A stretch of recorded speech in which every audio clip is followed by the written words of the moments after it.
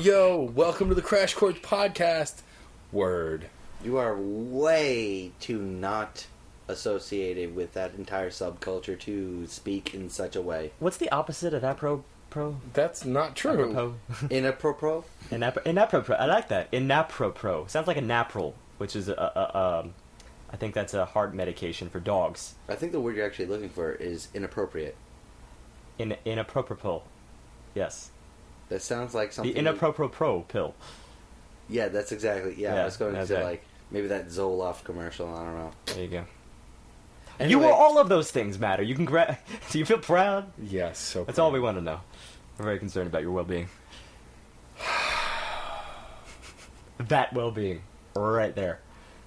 I think we I've could got piss him off a nothing. little bit more. It's fine. I'm working on it. Yeah, Steve's good at it. Probably better than most. Hey, I'm no slouch. He's right here. Who? Wait, who's right here? I don't see anybody. I'm Did he actually vanish? literally on your right here. It's true. He is We're literally breathing on my down right. each other's necks. That's how we podcast. It's true. We're in a tight space, but you know, Yes. hey, whatever. One Rough. might say intimate. One thing I do want to Nice. promote up at the top, I'm going to be representing Crash Chords at Steampunk World's Fair this coming weekend as the show airs, which should be technically Thursday, May 15th. We can have a table? Have a table? No, I'm going to be hanging with the Wasties, Eli August, and Baroque and Hungry. So I will be there handing out business cards and chatting. So if you listen and are going to Steampunk World's Fair, come find me. I will be at their booth. If Just put a big sign up that says episodes 39 and 72. I do want you to Steam-powered giraffe. to promise me that 2 cent show. And if they're Mark playing, Twain. Or I could put Get- up for the episode numbers where we had guests who were playing at the fair. or you see, can he's just smart. He's no smart. no shh, get me 63 and 44. You have to promise me to get signed merch if Steam Powered Giraffe's there. I could. Last year they were there, but they never walked the floor, so I never saw them. Get signed merch. If I they're will there. try if they're around. I need to Jump on mentally stage and rewind get arrested. about 15 seconds, but did you just recall 2 episode numbers? Yes, 63 when we had Painless Park Arn, and 44 when we had the Wasties. I'm impressed. I had to copy and paste a lot of information when uploading the YouTube Oh, videos, okay. so I remember AKA You should have hit that. You really AKA should've. he studied for this test. it, essentially. Yes. You know, you wrote it in the back of your hand, is what it sounds like. So I'll be at Steampunk World's Fair. Definitely come check that out. Also, I want to promote our good friend and guest on the podcast, Nelson Lugo, is finally that wonderful one-man magic show we'd been talking about the last time he was on. Actually has a hard date. It's May 24th at the Tank Theater in Manhattan. Go buy tickets, go see him do magic and tell stories. It's going to be amazing. And likely all 3 of us, if not at least one of us, will be at that show as well.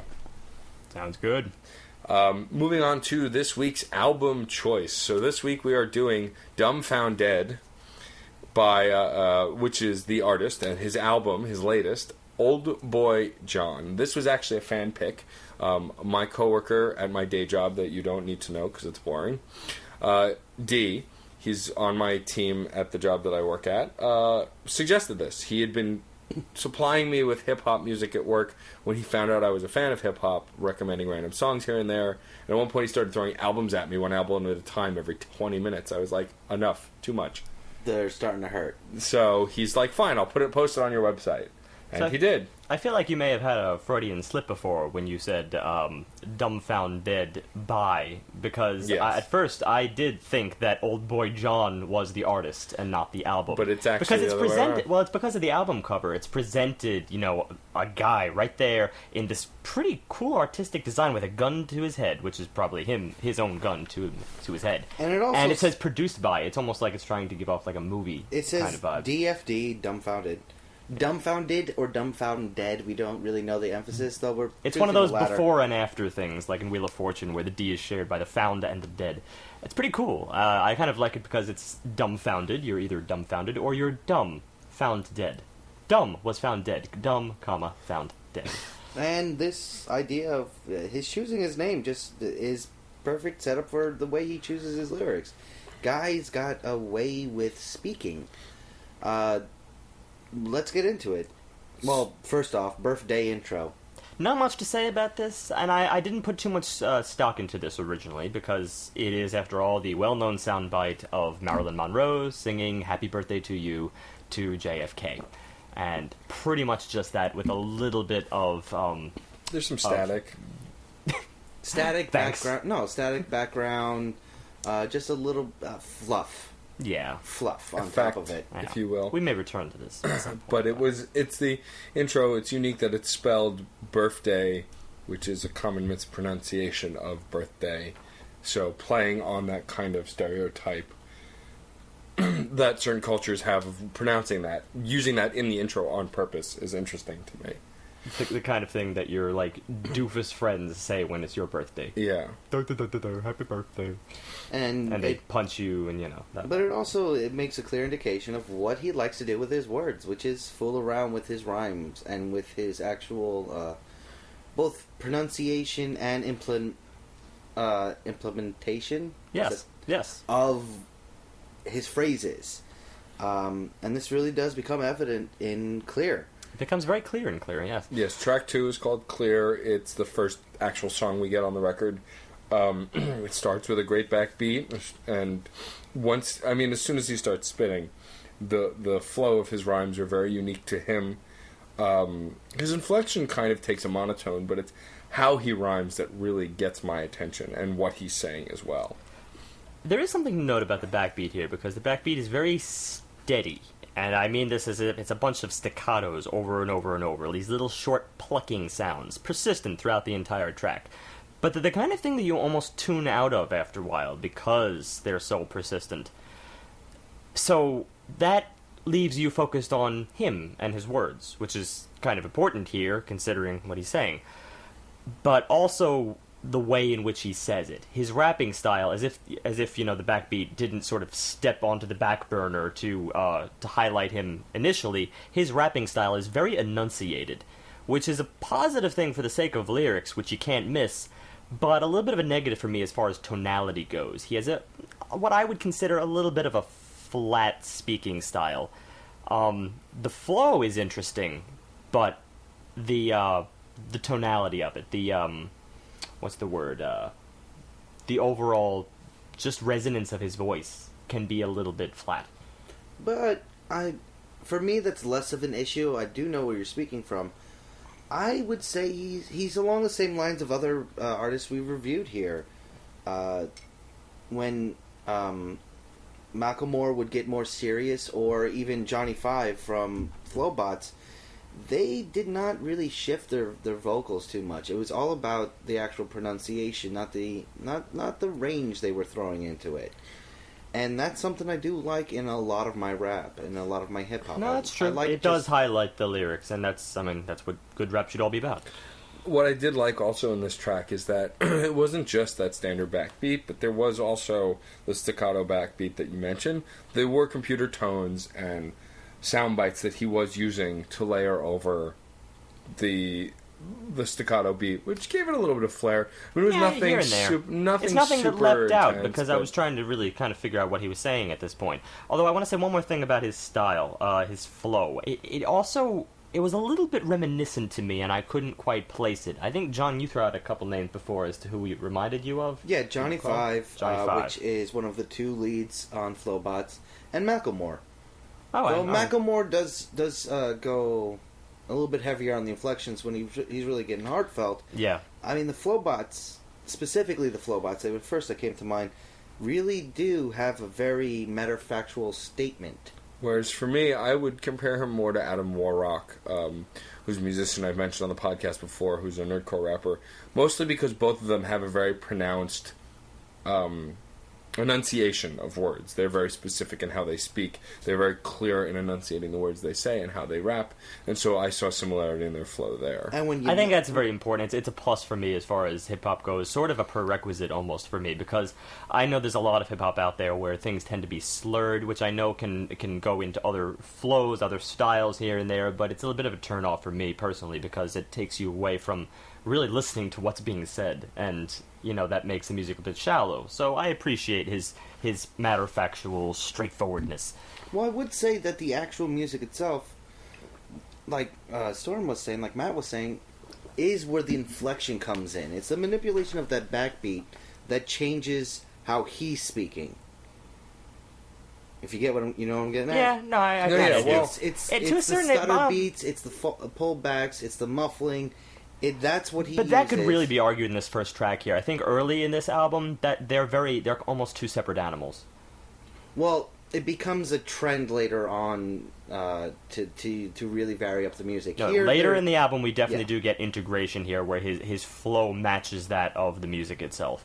But anyway, speaking of the music itself, we haven't even talked content of this song yet. Let's get that out. It's a on the road, in between the real gutter level of trying to make it and the level of superstardom. This is he's speaking of where he's at, which is the way a lot of music starts. I want to hone in on a couple of your words there. The in-between. Because that's one of the initial things I got out of this. The sense of sort of not being grounded in a particular place, almost caught in a haze. And I noticed this in one line here when he mentions, got my bags packed and my passport, didn't unpack from the last tour.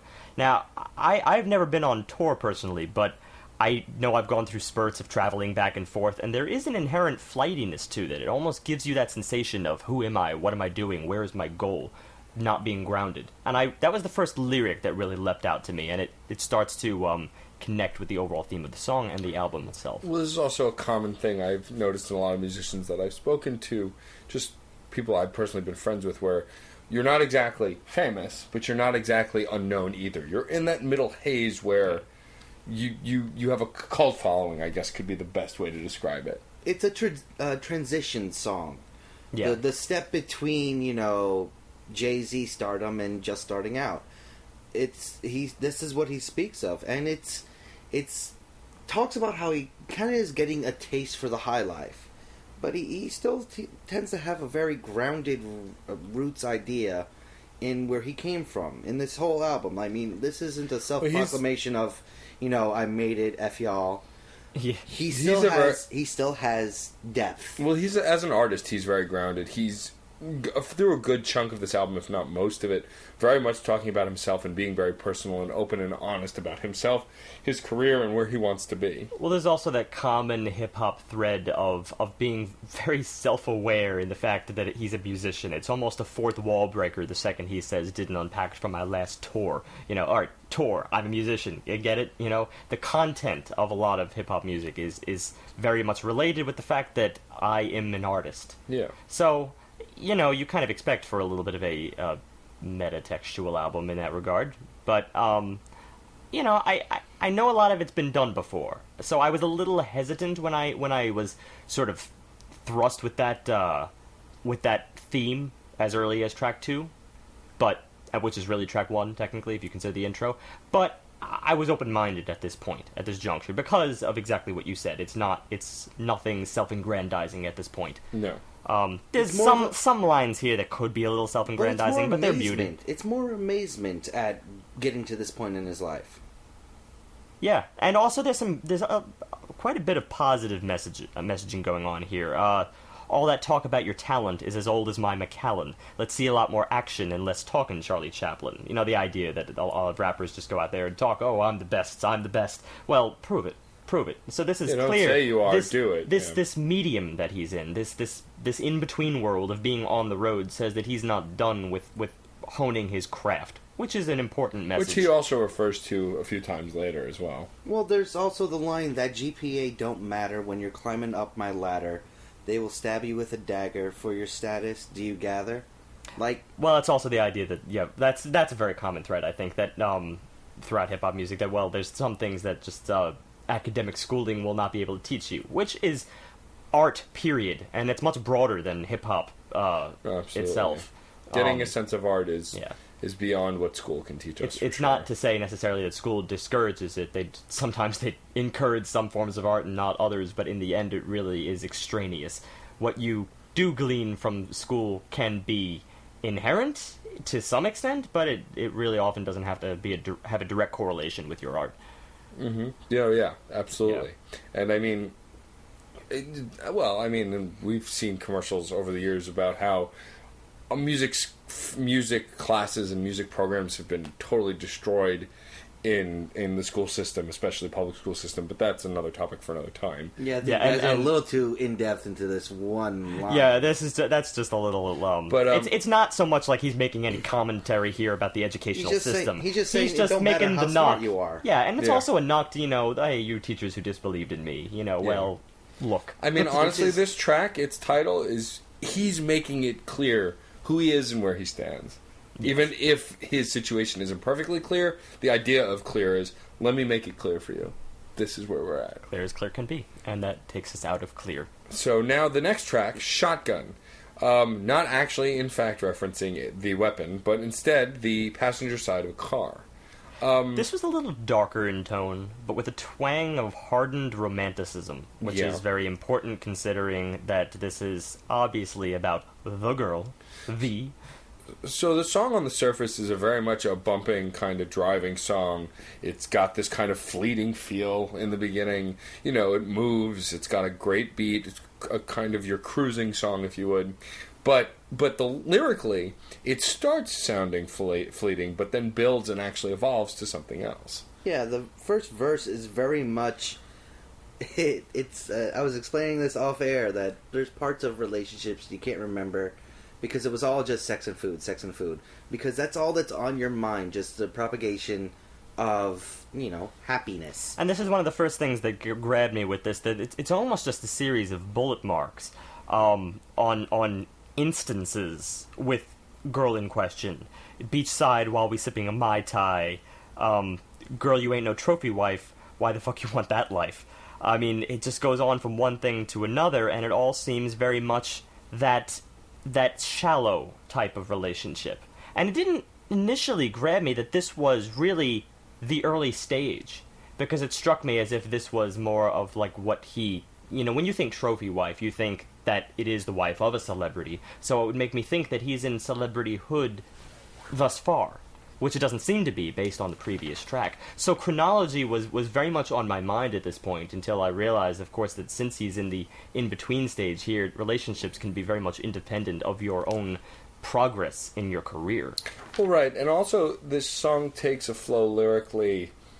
The whole first verse is very superficial. The second verse tends to get more chaotic. And then by the third verse, it's actually a realization, which I think is an interesting concept, especially when talking hip-hop. There are so many tropey songs about, speaking to hood rats and speaking to people who, these rappers don't consider worth their time. And this song starts to sound like it's only about a fling, but really grows and gains depth, which is what really I like about it most, is that it goes through stages. Yeah, you wait for the third verse of this song to really, really get into it. It really goes into talking about how this woman he started with and just hitched up, to really enjoy the escapism life, to really enjoy life to its fullest, and to not have a care in the world. They both evolve at the same time into, cleaning themselves up. I think finding the money to raise a family, to get a job, do this, do that, and become adults. This is a journey from childhood to adulthood. Right, that's all verse 3. That's only verse 3. But just to go back to what you said about escapism, that makes me want to go back to verse 2, which I think really thickens up the relationship that was the shallow relationship that was presented in verse 1. Because verse 2 does almost strike me as a bit of escapism, but it also strikes me as you could say the bottom of the rabbit hole, almost. Yeah. But yet there's also something here that I almost want to say is allegorical for a rabbit hole that any relationship might experience, because some stuff here is just too over the top. I mean, we flying high like Top Gun. She got guns in her Prada bag. Ain't afraid to pop one. Fuck a bad, she's fucking bad. Y'all ever see a cop run, Mexico Patron shots, roleplay at the checkout, drive through them roadblocks? This is not things that average people do. Nay, I'd say maybe not even things that high-rolling, hip-hop moguls are doing either. This is Thelma and Louise style. This is, Yeah. I want to throw it out that this didn't happen, really. I really want to say that. But you don't know that that's Of course a fact. I don't. I don't know that for a fact. Well, it's just so out there. That's the whole point. It represents that level, like you said, the bottom of the. She's shooting 38s, rocking heels. That's what I'm saying. It's got to be allegorical, considering that this is the bottom of the rabbit hole. It's escapism is the word I want to use for it, but I feel like there's almost something more, like, not so much escaping from a norm or just living on the edge in general. Right. I think there was a line here about rehab, which really left out, and that actually was not until verse 3, which seemed to be in retrospect at that point, that we were once in rehab, and I think that's the point where it ceases to be allegorical and maybe is a little more literal. Not positive about that, but it's something that's a little more believable for explaining the allegory that was presented so boldly in verse 2. And what this whole song sums up is, it's kind of sweet. The way he refers to her That's the as thing. the shotgun. You build all this up, and it can be a little confusing until you finally get to verse 3. And yes, verse 3 is just dripping with sweetness. It's there's that line that almost twisted me around a bit, which is in verse 3, and it's hood chick ain't seen shit, which makes you think the innocent one, which made me think initially that this is the early part of the relationship, the innocent, but it's not, and that's what you guys so kindly revealed to me earlier on here, and I think it made a lot of sense that this is the maturity. The idea that she hasn't seen any of it. Ain't seen any of the positive things. Ain't seen any of the the 3 kids, of the grounded 2 dogs. 3 kids, 2 dogs, white picket fence, all of that stuff that many people would rather just go straight to. Well, also it's the idea that not in every relationship, when you meet somebody, do you, as a couple, immediately go to, I want to spend the rest of my life with you, I want to raise that family. It depends on the kind of person. And it depends... Well, and life scenarios. Yes, life scenarios is the bigger part, circumstances. I think. And so, you can easily, over the course of a relationship, feel not that way at all, and then completely flip based on life experience. Well, for sure, it seems that as a celebrity up and coming, he might have been a bit swept away in the field, which is understandable. It definitely, the influence is out there, or maybe it was just his natural inclination. But obviously, we all grow up, and I think there is a message here behind this that says, in the end, can you really afford to be so flighty for the rest of your life? Yeah, or is there really something for you out there? Exactly. So, I think on the meaning level, honestly, I can barely remember anything about the music in this. I think it was very much just what I said at the beginning. It had a little bit of a darkened tone to it, and it had some romantic elements, but they felt like they were grounded in some sort of strife. But that's about it on the musical front. Otherwise, I was just listening and trying to unravel this story, which was very intricate, it turned out. Well, you did a good job of explaining the music that I assume they were going for.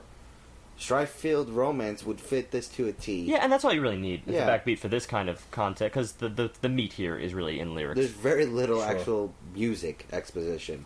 We do get a little bit later in the album, and I was glad when it came. But first, let's move on to track 4, K-Town Voicemails, featuring Danny Cho. Which is less about music or the lyrics per se. This, in effect, is just sound bites, either comedically contrived sound bites or actual sound bites. But I found this part absolutely hilarious as an intro to track 5. So this is just 3 voicemails on what you're led to believe is Dumbfounded's actual voicemail.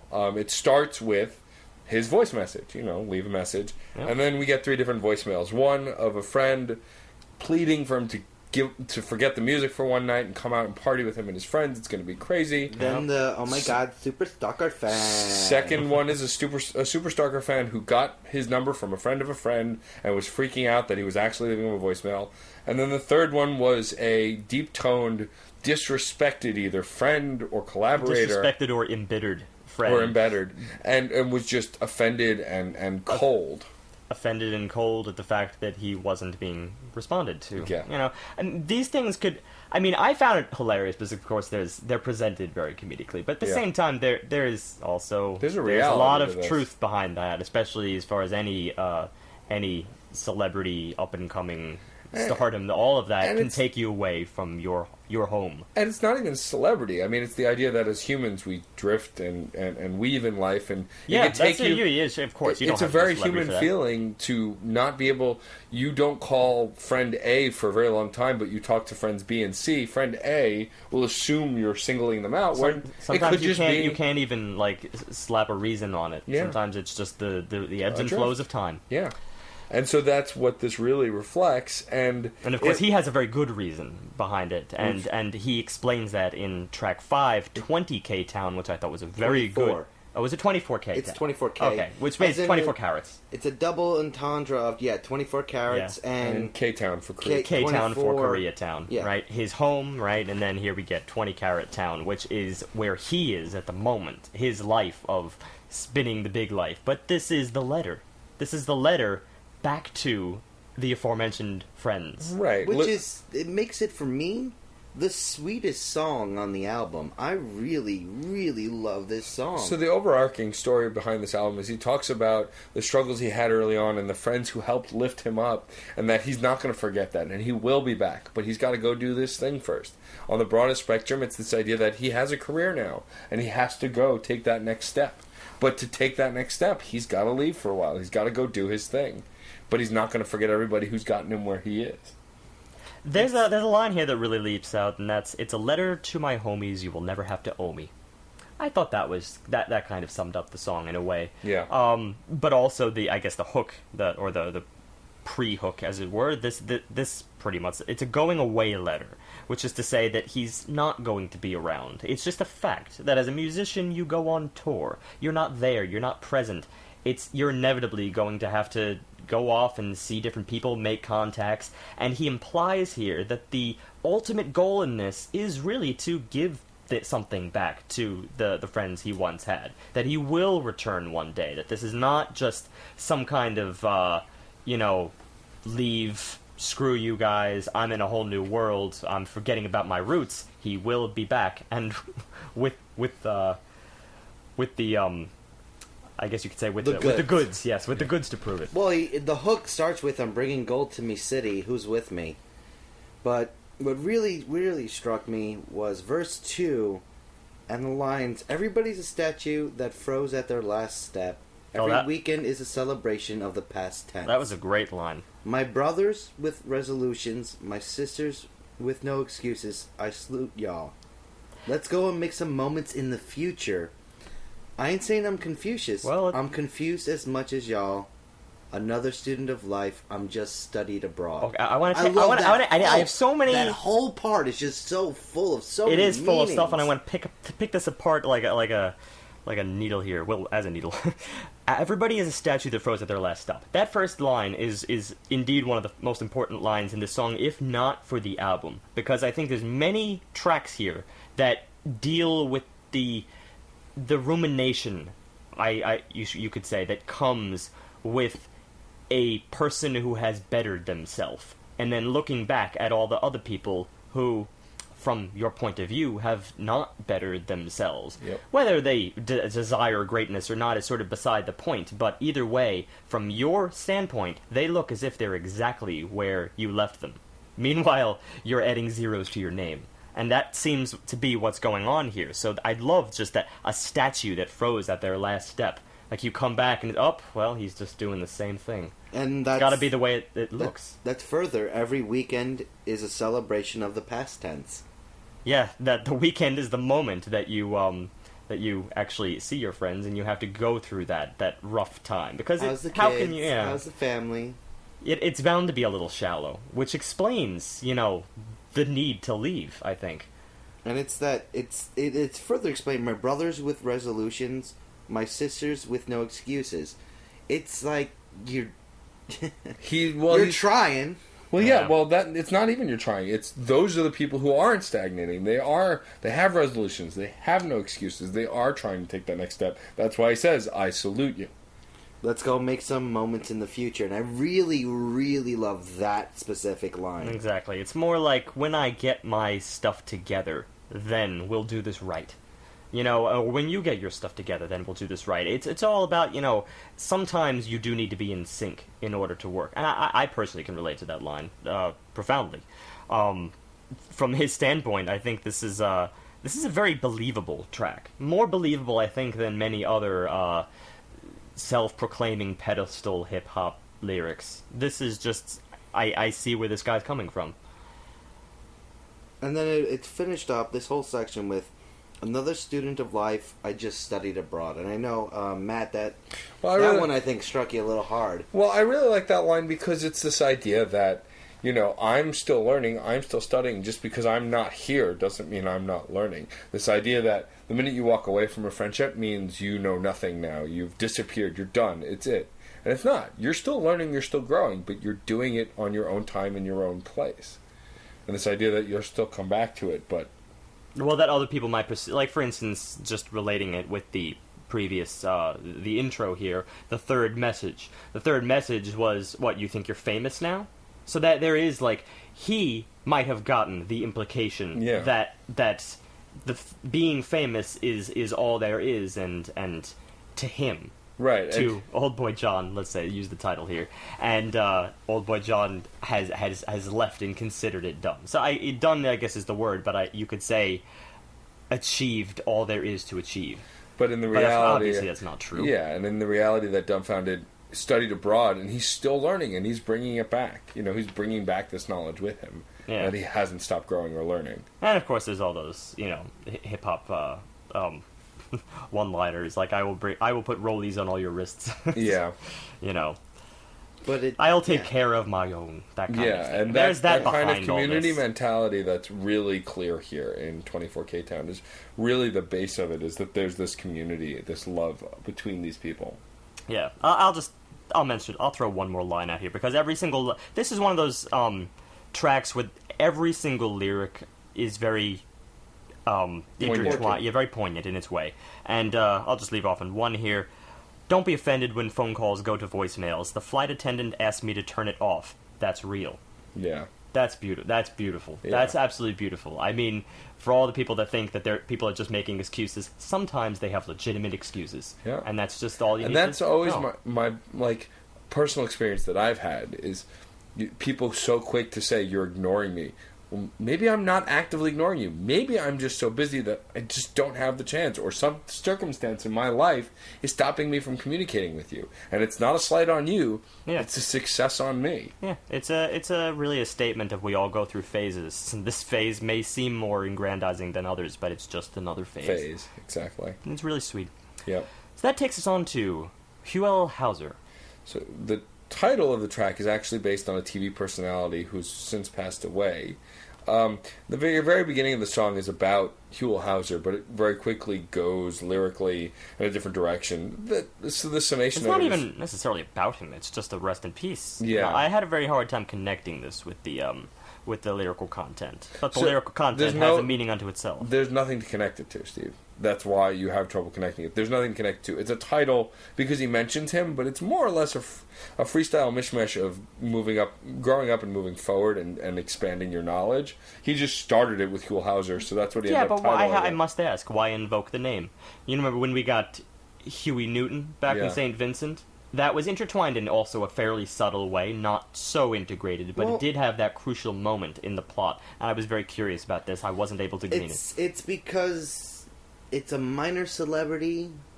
He had a PBS show, right? I believe LA PBS, something that we as East Coasters would not know. And he says right away, you repped Cali better than most. He's saying, for all the people that are presented to be, LA area, Orange County, what have you, like, you did better than most. In a Because sense that you because as a showed a better PBS character, side. you raised showed- many. No, you showed a better side than what so many other individuals do here. Yeah, I would go. It's I would sort go. of- I would take that also with a generate. For instance, Mr. Rogers. I'm not sure if that's mentioned in this track, but it is mentioned later, I think. But that could be considered an East Coast equivalent. I would undoubtedly say that Mr. Rogers repped the East Coast community and perhaps also raised a generation of children. So maybe I'm going far with this, but then again, I see it. I see it. I think once we get into this, it might become apparent. Well, I also think that Hulhauser, it's also the references to his past. This is a person from his past, and he's talking about his past very heavily in this song. Yeah, perhaps. Well, let's get into that. I think that on the face of it, this is a very much the represent song. The let me represent, because I have a history, and the history could be considered some measure of street cred. Right. Well, yeah, it's also talking about growth. I mean, the first and But there's a second lot chorus, of very, very specific stories here, and Yes. it really does go through. Yeah, it's not just growth; it's chronological. I mean, he cites years here. Yeah. That was 02, 10 years ago, and he tells everything that happened. Well, we lost one, we lost two. They shot Richard, they got Drew. We lit candles and made shirts.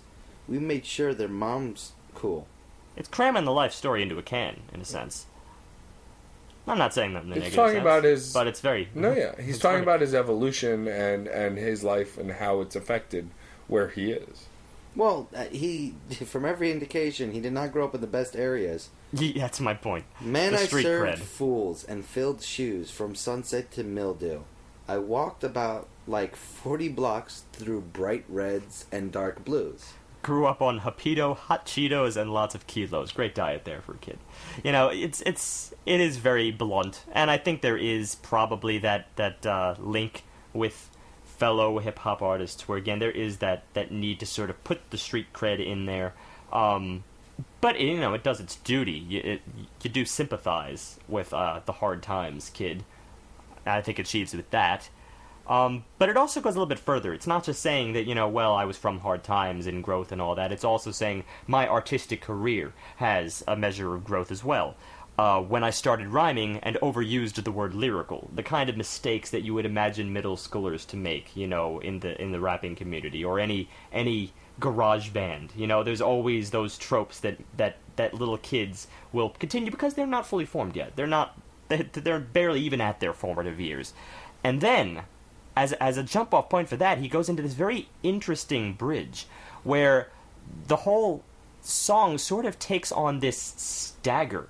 Right here in the, specifically in the bridge here, I got way better, how'd you fucking stay whack? Damn, that was bad, damn, that was way back. It's Very, a stutter very step. halty, right? It's a stutter step. And I think that, in a sense, was another example of rumination. Consider where I was. I think a stutter is a very, very interesting way to portray that. And it definitely did a great job of breaking up what was going on, and did show he has changed. And I don't know if it was because he was kind of going back to that old school, really just starting reading from a paper kind of a look, even though he's talking about his evolution in this specific part. Yeah. But it really did something that I enjoyed the way, even though it was really hard to hear a little bit. It was What, almost- that bridge? it was almost a little too jarring. I disagree. But I liked it for that. I liked it because, I'm going to throw in one little critique as I've had. Up to this point, the music has had a sort of a sameness to it. I haven't been as involved in the mixing up into this point on the album, and I thought that this was a very pointed change in overall rhythm, overall flow. It was bold. It was a bold choice in the album, which I think I needed from the musical end. We've had a lot in theme area, but I haven't had a lot of musical, shocking moments at this point. This was that. I needed to be jarred. Well, also because not only was the lyrics halting, but the tone and the beats were halting as well, which is what made it really stand out so hard. And it's also following through on the theme, continue from the from the last track here. Damn, that was bad. Damn, that was way back. I got way better. How do you fucking stay whack? Yeah. Again, looking back at your old crew, and this seems to be a little bit more negatively. Not so much, the home, the homies, and the people that he's forgotten, but maybe the people that he should forget. Yeah. And that's always interesting, because some people will never change. Some people do never grow up. And I feel like that's in here. Yeah, definitely. And the frustration is represented very well and strongly emotionally as well. Yeah. Yeah, and he does this by telling a cacophony of stories here.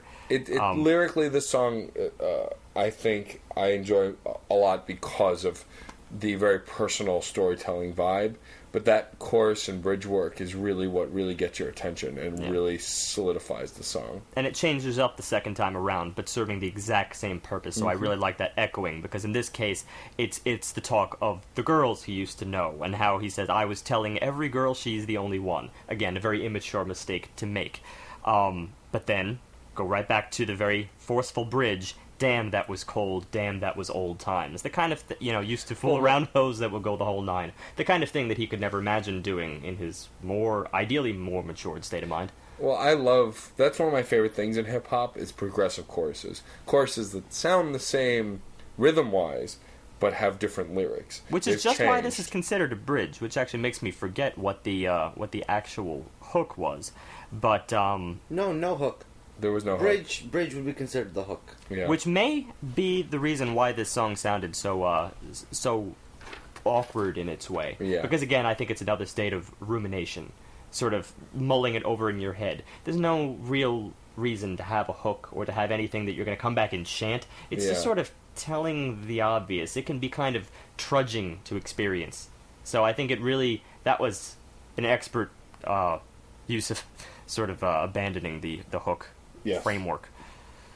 So, I think we're good on this. Yes, let's move on to our next interlude. I know Steve wants to talk about this. So this is PCH is the name of the interlude. As much as I love this, I don't have that much to say on it, because it's really just that soundbite that had really, really, really killer bass. And yet I realize after the fact that I think this is integrated as an introduction, another soundbite introduction to a track, just as K-Town served to 24 K-Town. And I want to say something at this point, because now there's enough of a pattern, because we get another one later, but... Yep.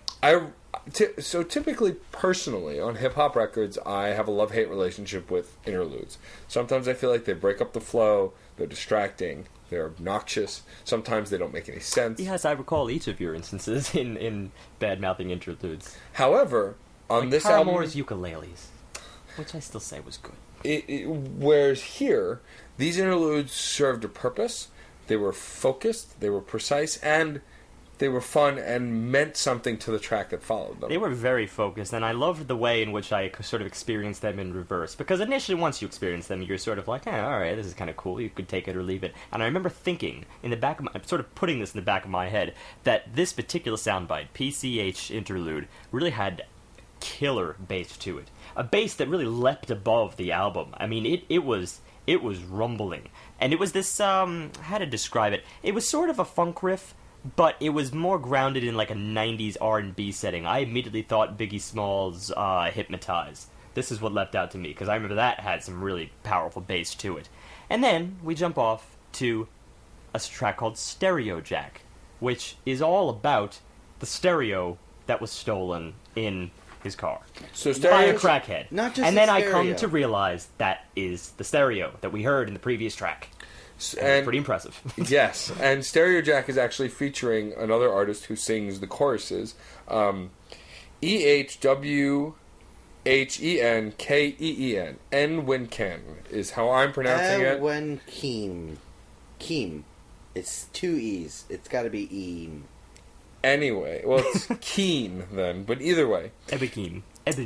This song is just a story. I mean, not just a story, but it's a story. From beginning to end, it's one of the most real tracks on the album where you can actually feel a palpable frustration and anger in the lyrics. No, I'm not going to say this is one of the only most real tracks on the album. It's a very real album. No, so I'm not far. saying... I didn't say only. You put only. I said one of the most real tracks on the record.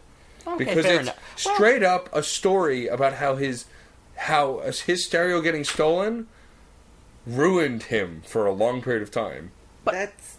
I could flip that another way. Yeah, I can. And I see your problem, too. because I think there's also a little bit of a goofiness to this, in the fact that he's idealizing the stereo, which I can almost understand based on the stereo that I heard in the past. And I was impressed by the mixing quality, which all of a sudden makes me think in retrospect, wow, I really do feel for that stereo. But when you consider the irony here, this is the first track that actually has a melody, and it's a gorgeous melody, and it's all just... give me back my stereo, my precious stereo. When you break that down, it's a little silly. It also has a great... I don't know if irony is where this is going, but he's going on and on about how much he's upset at this crackhead that stole his 500 gigs of music. And he's so upset because this guy's probably enjoying it and everything like that, or selling it and getting it. Meanwhile, music is his drug. Well, and he's coming off like a crackhead. Well, yeah, my favorite lyric, actually, in the whole song... I didn't pick up on that thread. Well, I did, because my favorite lyric in the song reflects that. It's what John was about to quote, but I'm quoting it. Music is my crack. Give me my crack back. And he's singing I totally missed to a that. crackhead. You're right, I That's missed not that. what I was gonna now, quote. now my weed, my sneakers, my JBL speakers. Yes. Pretty good. All right, so I missed that line. That's interesting, and I think that's why I have to take this track with a grain of salt in terms of it being, yes, it's real, yes, it probably really happened, yes, it's heartfelt. It achieves at making me miss his stereo for him, as the intro or interlude did, intro/interlude. But at the same time, how obsessive he's being at a material object almost defies the fact of the album. I think he's stating this track ironically. I disagree.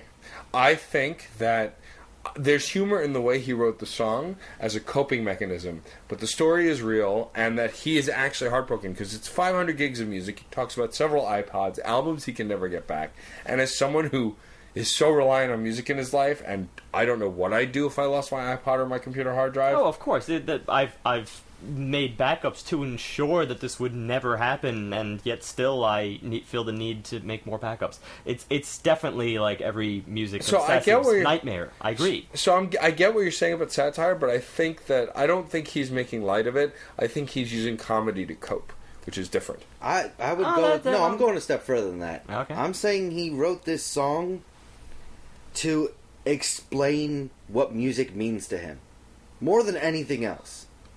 I would agree with that completely. From the frantic Alright, nature of the music, because the music is really... Steve was going on about triplets. I know it just sounded jagged and shattered and really, not stoner, but frantic, high-end cosmetic drug style. I mean, it was messed up. No, for sure. I think that was specifically in the hook, but I know almost throughout. I think the whole track is in like a 6/8 feel, but you have this sensation of it sort of bouncing back from the 3 to the 1 every single time, or the 6 to the 1. So right, and it's just halty, and again in that state of awkwardness, almost again. I'm going to use this word again because it seems to be coming back. Rumination. It's a depressive state that is, no matter what it's grounded in, because we've had it in many earlier themes here. In this case, it's grounded about a material object, but it doesn't really matter. It was an important object. It's not just important. You have to play around with the fact, though, that he's moved on to material things, and that's the only reason why I'm stating the claim that he invoked this sort of goofy, awkward music. No, I won't.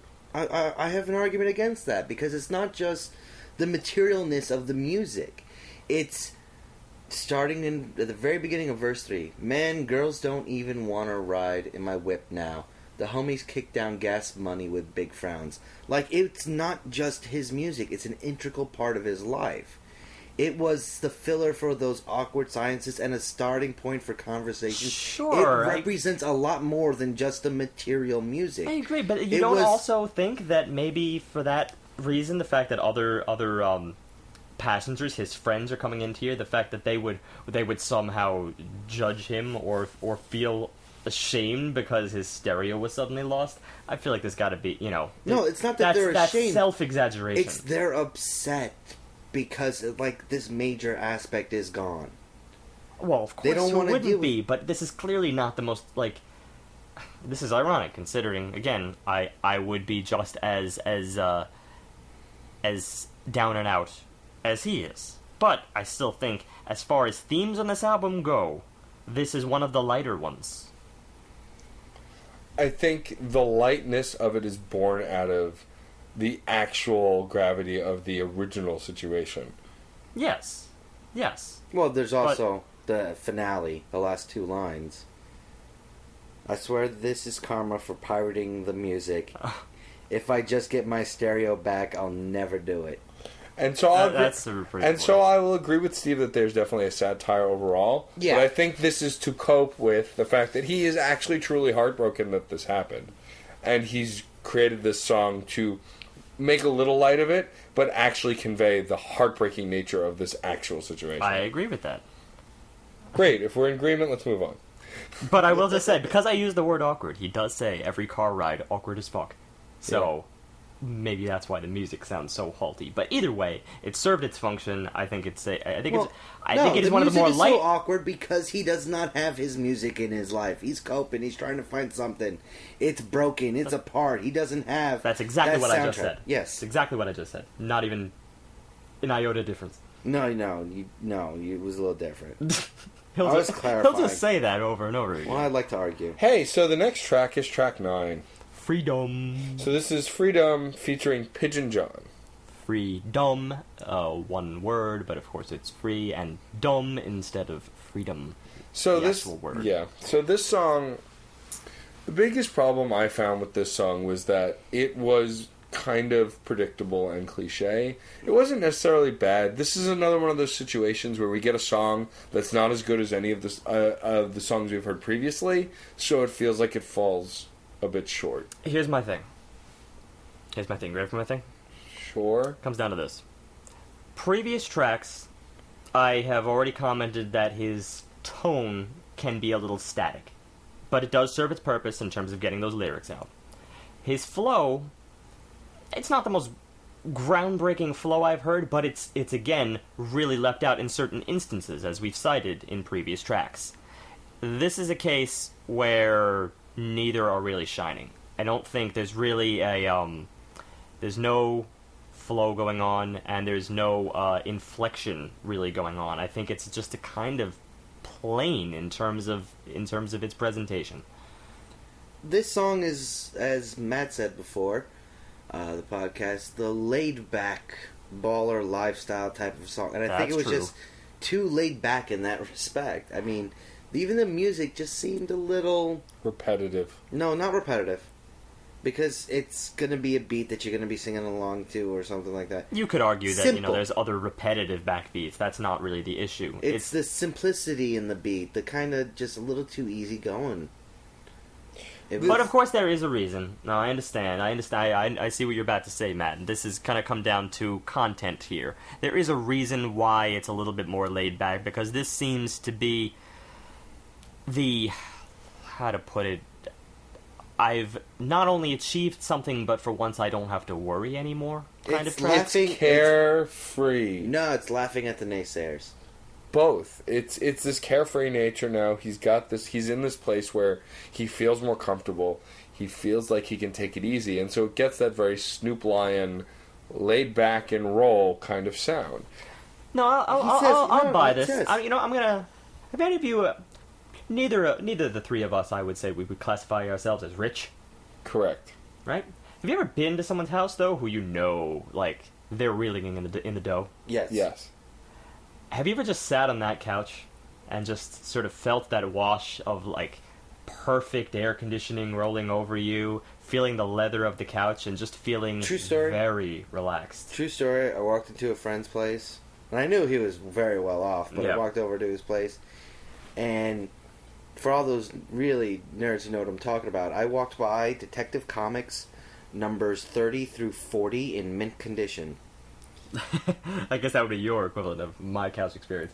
That's okay. You got the first ever appearance of Batman in that. So you've got probably some of the most important comics written as far as, comic book goes. He had Action Comics #1. Like, this guy was I walked by probably about $5 million worth of comics. Ugh. That's just into his house, hermetically sealed. Yeah, I've seen rich. Yeah, so we immediately jump to the line, life is fucking off the chain. I mean, yeah, it's... I guess to some extent, materialism aside, we all kind of hope for that level of comfortability.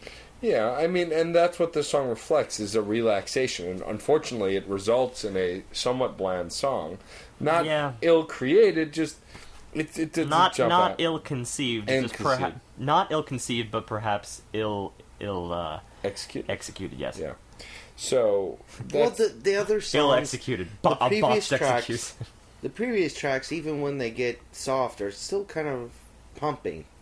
They still get you up and going in the blood area. I mean, but this song is not supposed to get you up and going, so it's not a comparison. I think that's where the problem is. Yeah, well, problem is a relative term. My critical nose would want there to be some, again, that level of irony here. I would want to say that there's some brilliance here in presenting a track that is supposed to embody his idealistic lifestyle as something that really isn't that exciting after all, which is why we get such a boring song. Which could be intentional for all we know. We really have no gauge at this point. There's no real way to tell. And if it is, then he's smarter than we give him credit for. Yeah, well, we go back and forth on this album. I mean, there's moments where I'm shocked, and then there's moments where I'm a little let down. I don't know. At least in terms of the musical end, this is a bit of a letdown. I remember specifically feeling very kind of exhausted by the hook on this track, where it's just, we're showing up. Yeah, they never saw us coming now. We're showing up. It was, I don't know, it did nothing for me. Too much. Yeah. We can move on to the next track, track 10. This track 10 is Evil You, but evil spelled like love backwards. Think for Titus fans, love is evil. So Evil You is a song that lyrically is probably one of my favorites for one reason, and we'll get to it. But it starts off as a song. It's clearly this is a relationship that was over before the song started, a destructive relationship, and the first verse is from Dumbfounded's perspective, coming home from tour, this woman who takes advantage of him, does whatever she wants, uses him, his money, doesn't care about him, and so on. I still have in my head the chipmunky sounding intro. I never knew that evil you. which is kind of again melodic, and I like anything that leaps out from the Norm in this album. And that intro ends up becoming the chorus he sings over later on in the song. It starts as the intro, but then between the verses, it's also the chorus that he sings over the same lines. I never knew that evil you. Very monotone, very almost dead. Second verse, however, is interesting because, as I said, first verse, he's bad-mouthing this woman that he's with for taking advantage of him. Typically in a song like this, you'd expect the second verse, he'd continue with that pattern. But instead, he says, and she said, and then that entire second verse is from her perspective of how he's screwing with her and how he's never there for her and so on and so forth. I don't like hate in my music.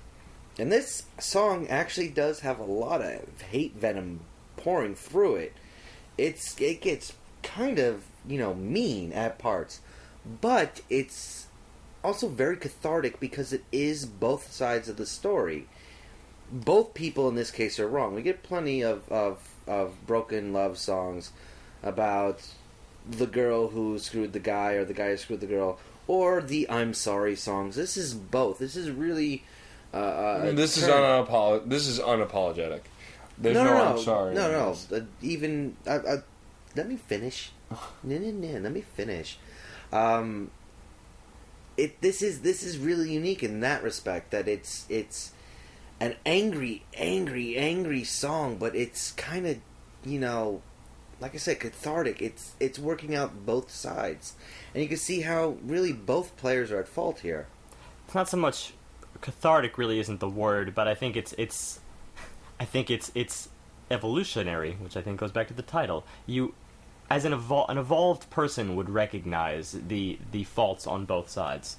I think that's the sign of an evolved person in general, certainly an evolved person going into a future, another relationship and whatnot, if you can look back and find your faults, not necessarily apologizing for them, but as long as you find them and perhaps the other person finds your faults, then this track comes off as, yes, very evolutionary. But I do like the little wordplay off of evil you, as in evil you, you know. You be shamed, you be damned, you are evil. And love. That like is... It's triplicate here. Yeah, that's one of my favorite wordplays in this album, actually. Well, what I like about this song is that it's unapologetic. Both sides are not sorry for what they're expressing and how they feel. Of course not. And it's anticlimactic. And what I mean is, there is no climax. There's no resolution. Oh yeah, you're not.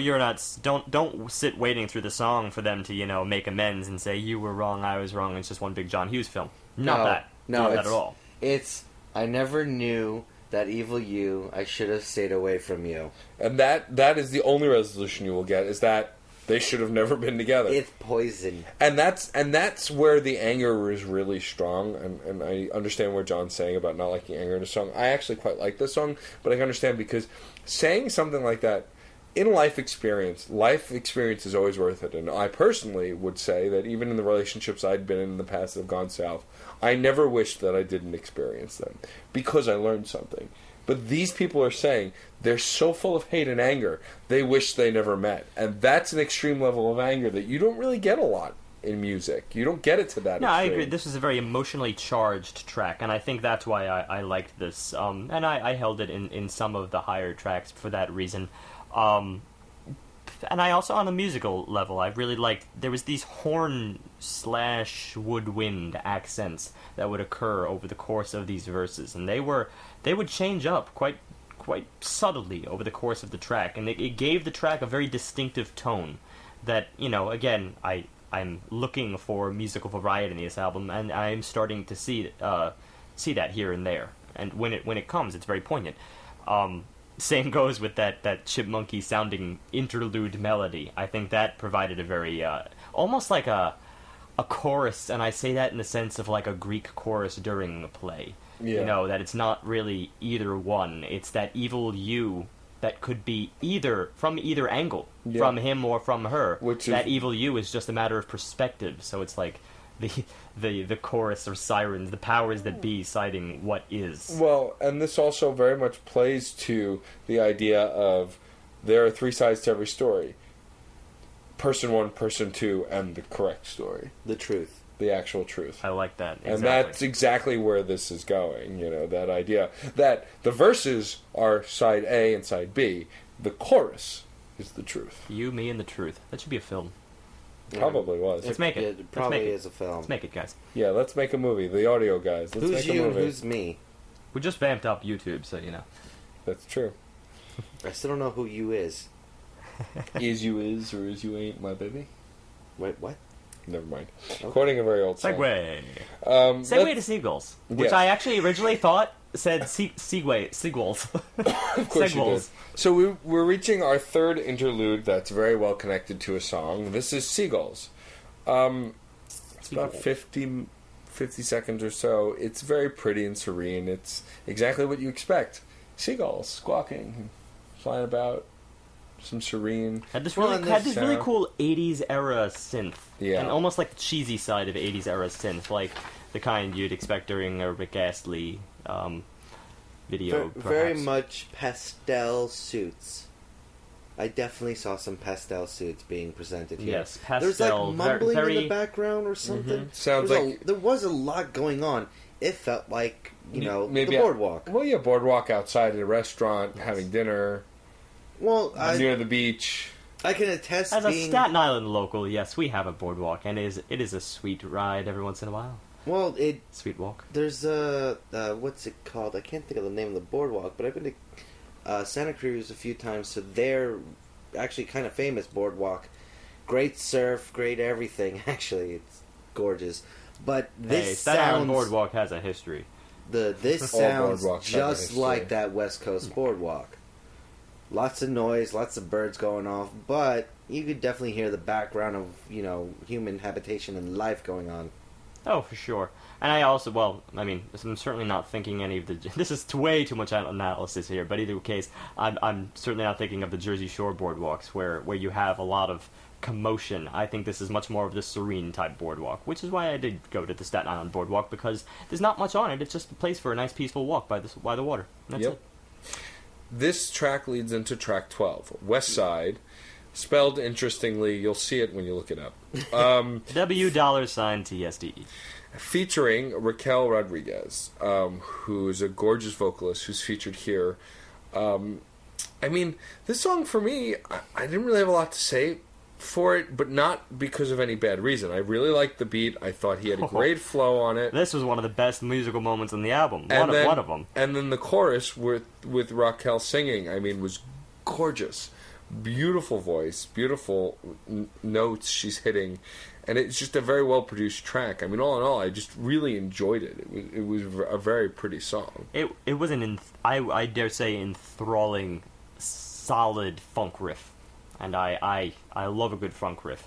Some people say that they're a dime a dozen, but I disagree. I think this just leapt out to me. There's almost a lost art to this level of modern funk, since I feel like to some extent it's died out with older hip-hop, or 70s funk for that matter. So I was very pleased at that alone. Apart from that, it added something else, and that was these hooks where everything just swells. The horns jump in. It has a real lift to it. I felt like the whole entire... the hook sort of embodied some kind of Song of Myself vibe, which again was probably the pinnacle, to me, the pinnacle musical moment on the album. In terms of just the chordal changes. It was gorgeous.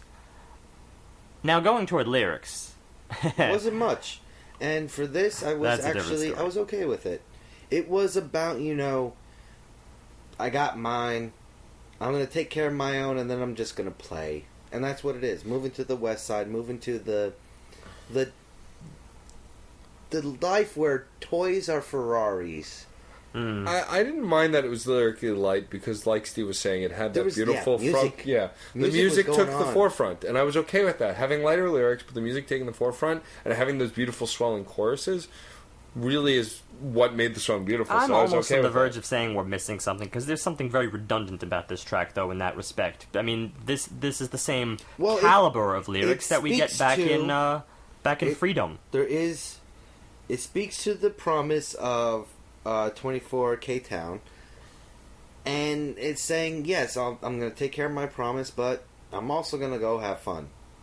I'm going to be out with supermodels and buying all the pretty things and enjoying the high life after, I fill my mama's bank account and my dad's wallet. So it's an integration track, and I guess in some sense we could say that's why it sounds a lot more positive from the musical end, because it's not as dull as the materialistic life without substance, but not as a little bit downtrodden as the substantial life without some upward motion.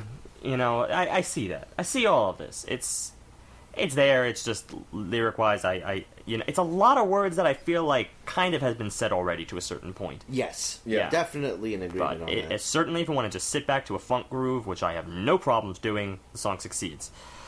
So, I think that's a good jumping point out to a much more outlandish track, Damn It Duke.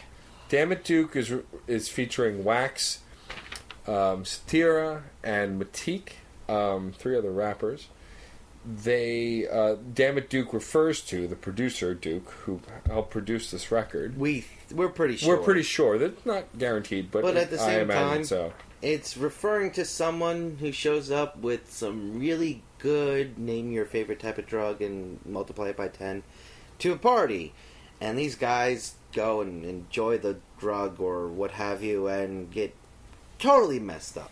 Now the music, frantic, downright frantic. This takes the staccatos that you got back in track 2, but it's all of a sudden, this is not something you can zone out to. This is something that you can't help but be jarred by. And this time I almost want to say is in the negative sense, but of course that's very much intentional here. There's these dissonant staccatos, just tick, tick, tick, tick, all throughout the entire track. and it just stacks layer on top of layer. I'm on the border of saying this is one of the most well produced tracks on the album from an artistic standpoint, and that's very in the off the wall direction, because I love funk grooves and whatnot, but again, that's like they've been done. That's almost a safer route. This is something unlike I've ever heard. This is where he pushes the artistic boundaries, I think, in a direction unproven before.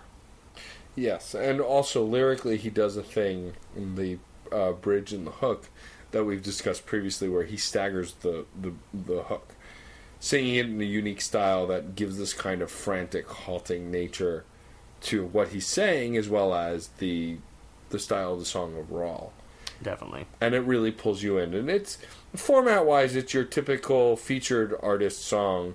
Not that that's a bad thing, but it's, it starts with DFD singing, and then it goes to each other rapper doing their verse. See, that's the flip side. I mean, as much as I may like the concept behind this odd art piece, there's some tropes here. There's some tropes in the lyrical content. So it's this give and take here with a few of these tracks. Well, where you get one, you don't get the other. And first one, it's Dumbfoundead going, you're gonna love me because of who I am. I'm great. I'm everywhere. Verse 2 is Wax. Well, it's not even that. It's specific instances where it's that classic trope of comparison without really much of a premise to do so. We crashing it like Bandicoot. Oh, okay. Crash Bandicoot. I get it. It's LSD like Timothy Leary licking toads. Oh, okay. He did a lot of LSD. I mean, you could just find it I'm throughout. in a league with Nolan Ryan. Yeah. I report like Colbert. There's all over this song. I mean, but it's I almost this want to is say speaking the rambly nature of a drug-addled fiend. Well, it's almost like he's going back on himself. I mean, the immaturity rap that I suppose he was presenting when he was talking about younger him. I see like coming back to fruition right here in this track, as if I mean, no wonder drugs will take away your ability to flow, perhaps. I mean, I'm not saying, because actually a lot of people will argue that. A lot of people will argue that, well, drugs are a mind opener and whatnot. Depends but that doesn't. I feel like that's not very conducive to this medium. Well, I think that the idea. This requires too much focus. I feel like the idea here specifically is also this idea of regression. Even when we all grow and advance, sometimes we take a couple steps back, no matter how much of an adult we think we are. And I think that's the real purpose that this song is serving. But is it really just a, hey, somebody brought a lot of drugs, let's have fun kind of thing? Yeah. Part of it, yeah. Yeah. I so wanted a better answer to that. Well, you haven't done as many as individuals I know of. And that I know of. Fair enough. Stop looking at me. Stop looking at me. I'm not even looking at you. You liar. Yeah, but let's also be clear here. This is not a pot track. This would be a much more mellow track if this was a pot track. So let's not even go in that direction. I mean, here. I've met a few angry pots. This is but harsh. Wax gets really angry. This is harsh stuff. No, nobody gets this frantic on that. And by the way, I found one more. Hair up like Goku.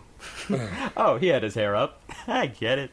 Right. I just, There was another browsing like Mozilla. Yeah, of course. They don't stop. They just keep it coming. So the track after this is called After 2. Wait. I chief more than I Navajo. Okay, I'm done. Okay. He was After 2 is a very interesting track because most of the rhyming and flow on this track is very much in the style of a dialogue or monologue. It's very spoken, almost spoken word. And it really boils down to dating difficulty and the problem with... No. Go back to the title. After 2. This is nothing good ever happens after 2 a.m. Which may include dating difficulties and whatnot, but really, like, the kind of dating difficulties that come from, you're calling me and we're about to make a very bad decision. Because probably someone is drunk, or someone is too tired. This is when inhibitions simply release. And I guess the intro, the breakdown really speaks to that. The lines are, It eats away at your brain as you strain in to try and maintain. You'll feel the same. I'm always to blame. It took my. Yeah. That's That's how it exactly ends, and cuts, goes directly into. It's these the very very eerie intros, which is not. It's not him. I don't believe it's more of a feminine touch, but it's strange. It's like it's trailed off, just as it trailed off. Just like you just described, it eats away at your brain as you strain to try and maintain, and that kind of blurs together those 4 words.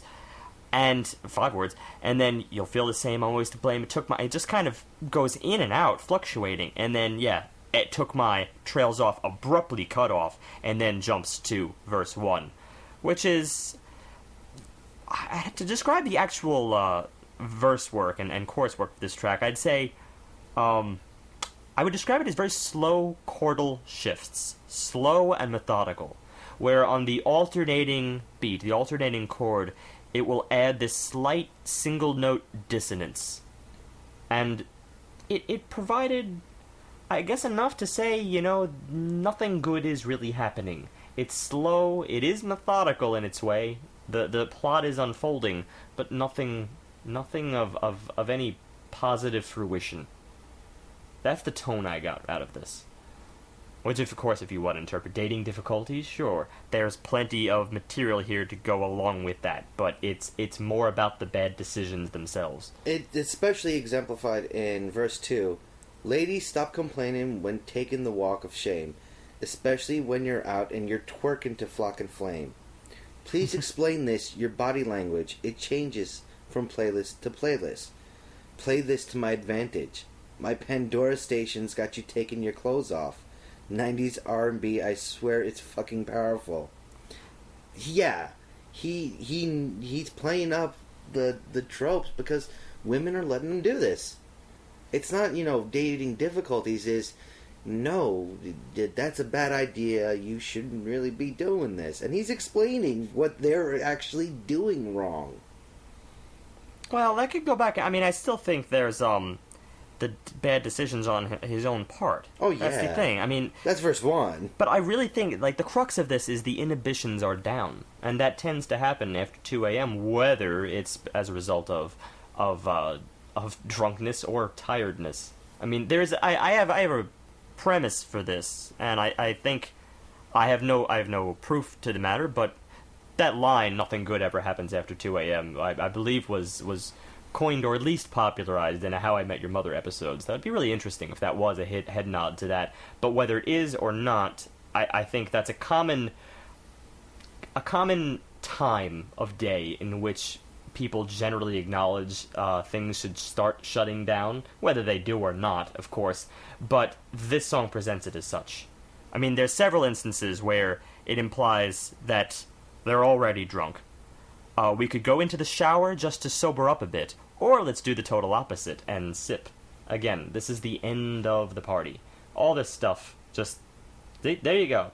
They just pulled it up. Nothing good ever happens after 2 a.m. I remembered it was from a How I Met Your Mother episode, but it may very well have existed earlier. But that's just, I think it's either a head nod to that, or it's a coincidental intersection of that general mindset. I believe the concept existed beforehand, but yes, either way, it's very much clearly describing that these are poor choices. That's even with the final dialogue at the end of the song, where he's talking about how they're upset that he only calls after 2, yet he met them in Taco Bell doing God knows what.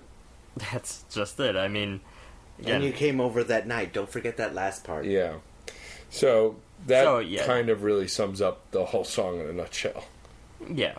I think it's just, you gotta really stress that inhibitions being down kind of thing. I think that is what would better sum up this song than simply dating mishaps. That's too broad. So, that leads us to Genghis Khan. Stress on the gang, because that's how it's spelled.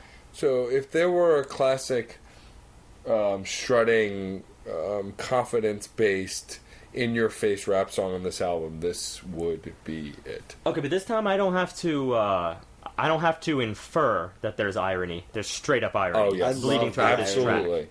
And, first of all, just starts with the music. The music is almost akin to a demented circus. Yes.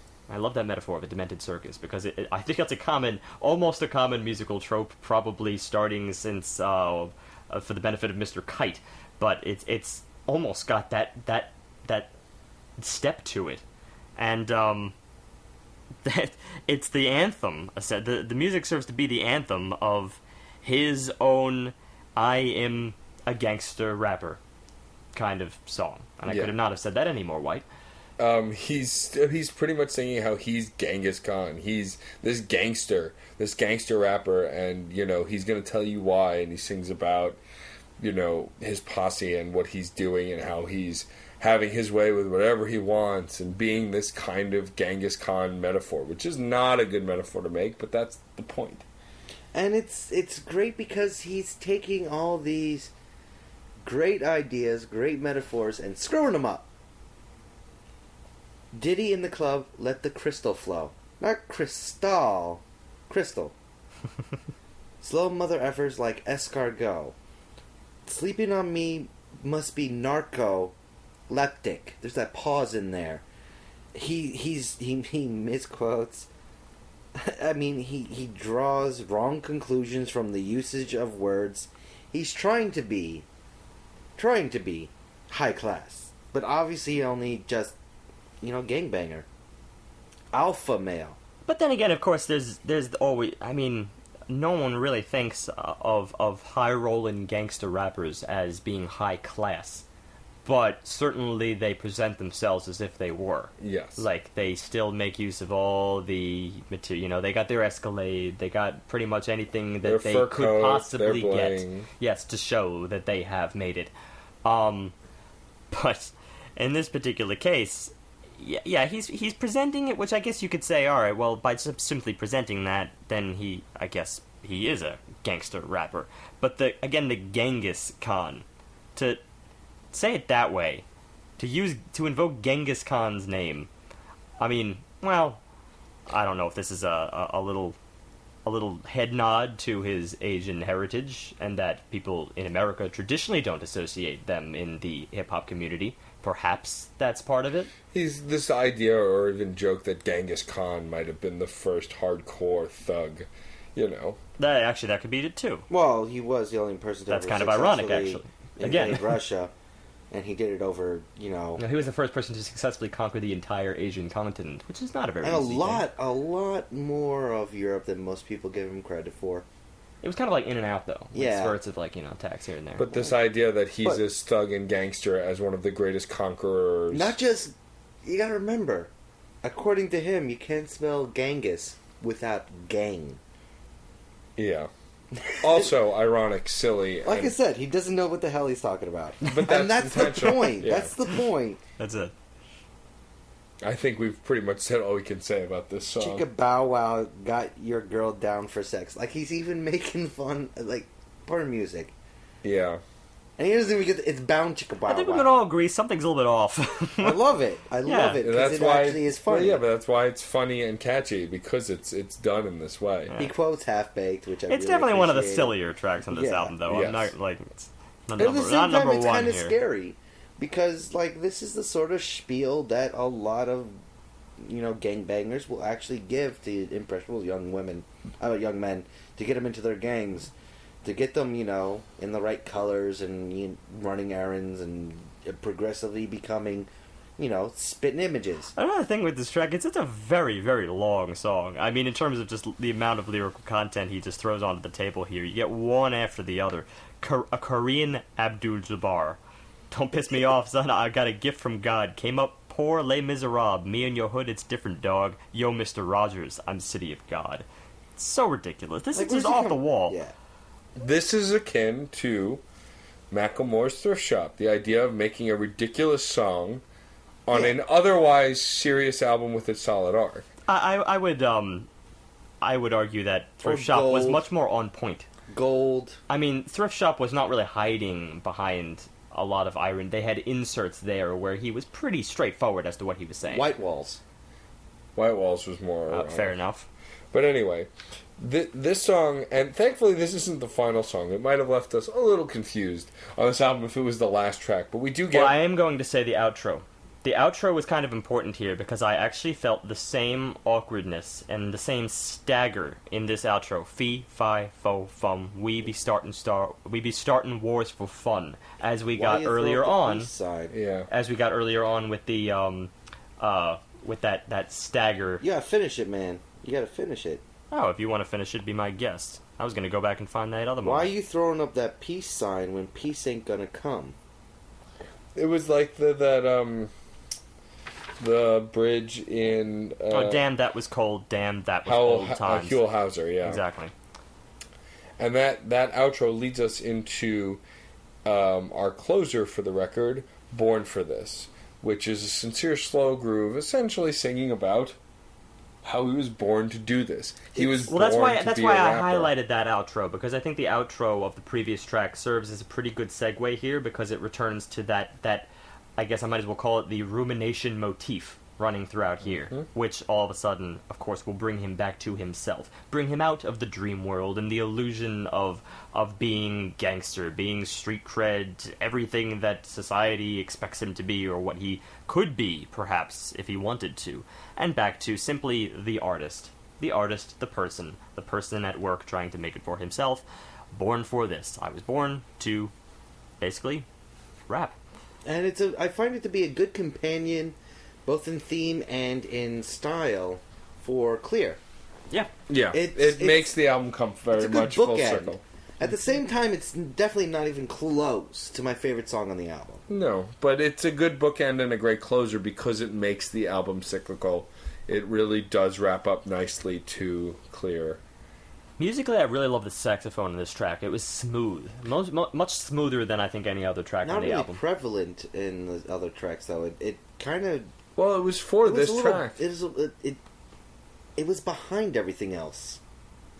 Yeah, well, it came and went, but this time, I mean, well, the saxophone is the instrument to choose if you want to be smooth, and I think there's just much more of an air of satisfaction to this track, which is why it's perfect to invoke that. That's a good way. And that's the idea that he's going for, because he's pretty much rapping about how he's born to do this. Yeah.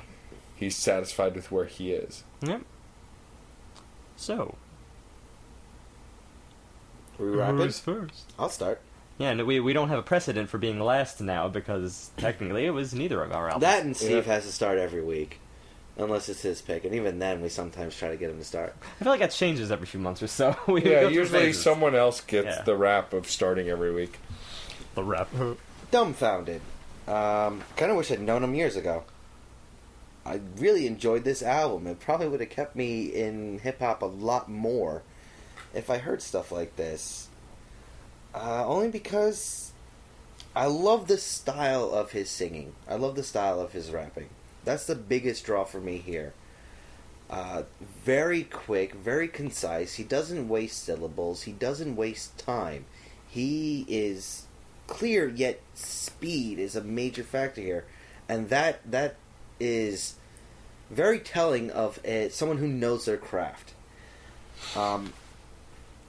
The beat-wise, there were a lot of highlights, and you don't really get highlights nowadays. You get a lot of the same stuff being done, with a little bit of interspersed, almost pseudo-solo work. At the same time, it does have a lot of that, sameness to it, that standardized beat work that you really do expect with hip-hop in general. But it's more than offset by the candor that he puts into his music. I agree. He's really upfront, and that is one of the most important aspects with any artist. But when it comes to a medium like hip-hop, which is so ridiculously lyrically heavy, you can't be spouting fantasies or just, baller lifestyle or whatever the hell you want to throw. This has a lot of grit, a lot of candor, and a lot of soul in it. Not the best stuff in the world, but really, really, really nice. And there was a couple of things that really turned it on its head. 24K Town was just a preemptive apology. It was a little bit different in that way. Shotgun was, a drug-induced fling that ended up being the companion for your life, and Evil You was a great yet really, really vile combination that just worked so well. It did have some things that you don't expect. It's a 4. It's a solid 4-star album. While parts approached groundbreaking, nothing really was. And there's some tracks like West Side or even Clear and Born for This weren't the most out there, and Damn It Duke just kind of was tropey, a little bit too far for me. But yeah, 4 stars. Okay, I'll go next. So, I mean, for me, this is pretty much everything I'm looking for in a rap record. I mean, it didn't hit every single note. It's not Macklemore and Ryan Lewis, but nope. Not. I don't really think anything's going to be for a long time. I'd be scared. It's a very specific level. That said, though, I've been listening to a lot of hip hop lately, to the point where Sarah is like, "You do listen to other things besides hip hop, right?" So I've clearly been on a kick. So this was a pleasant surprise since none of us had picked it. I mean, it's got great focus. He's got a great thematic arc going. He's got a great grasp on emotion and how to express himself. It's very personal. There's enough comedy to get you entertained and laughing. There are so many songs where I really got into the lyrics he was writing. I mean, 24 K-Town we've already spoken to death, but I mean, even Huell Hauser, Stereo Jack. I mean, as a music fan, like, if my car stereo was jacked and they took my iPod, I'd be crushed. Horribly so. So the moments of finding humor in the tragedy, I really get, because otherwise you go insane if you can't find humor in those moments. But he really is a solid rapper who knows how to rhyme and makes good beats. His lyrical content is undeniably great. Some of the beats were great, some were good. But for enjoyment's sake, it hit all the right notes, especially since it hit enough of lyrics and emotionality and arc that I can forgive it being a little lighter musically.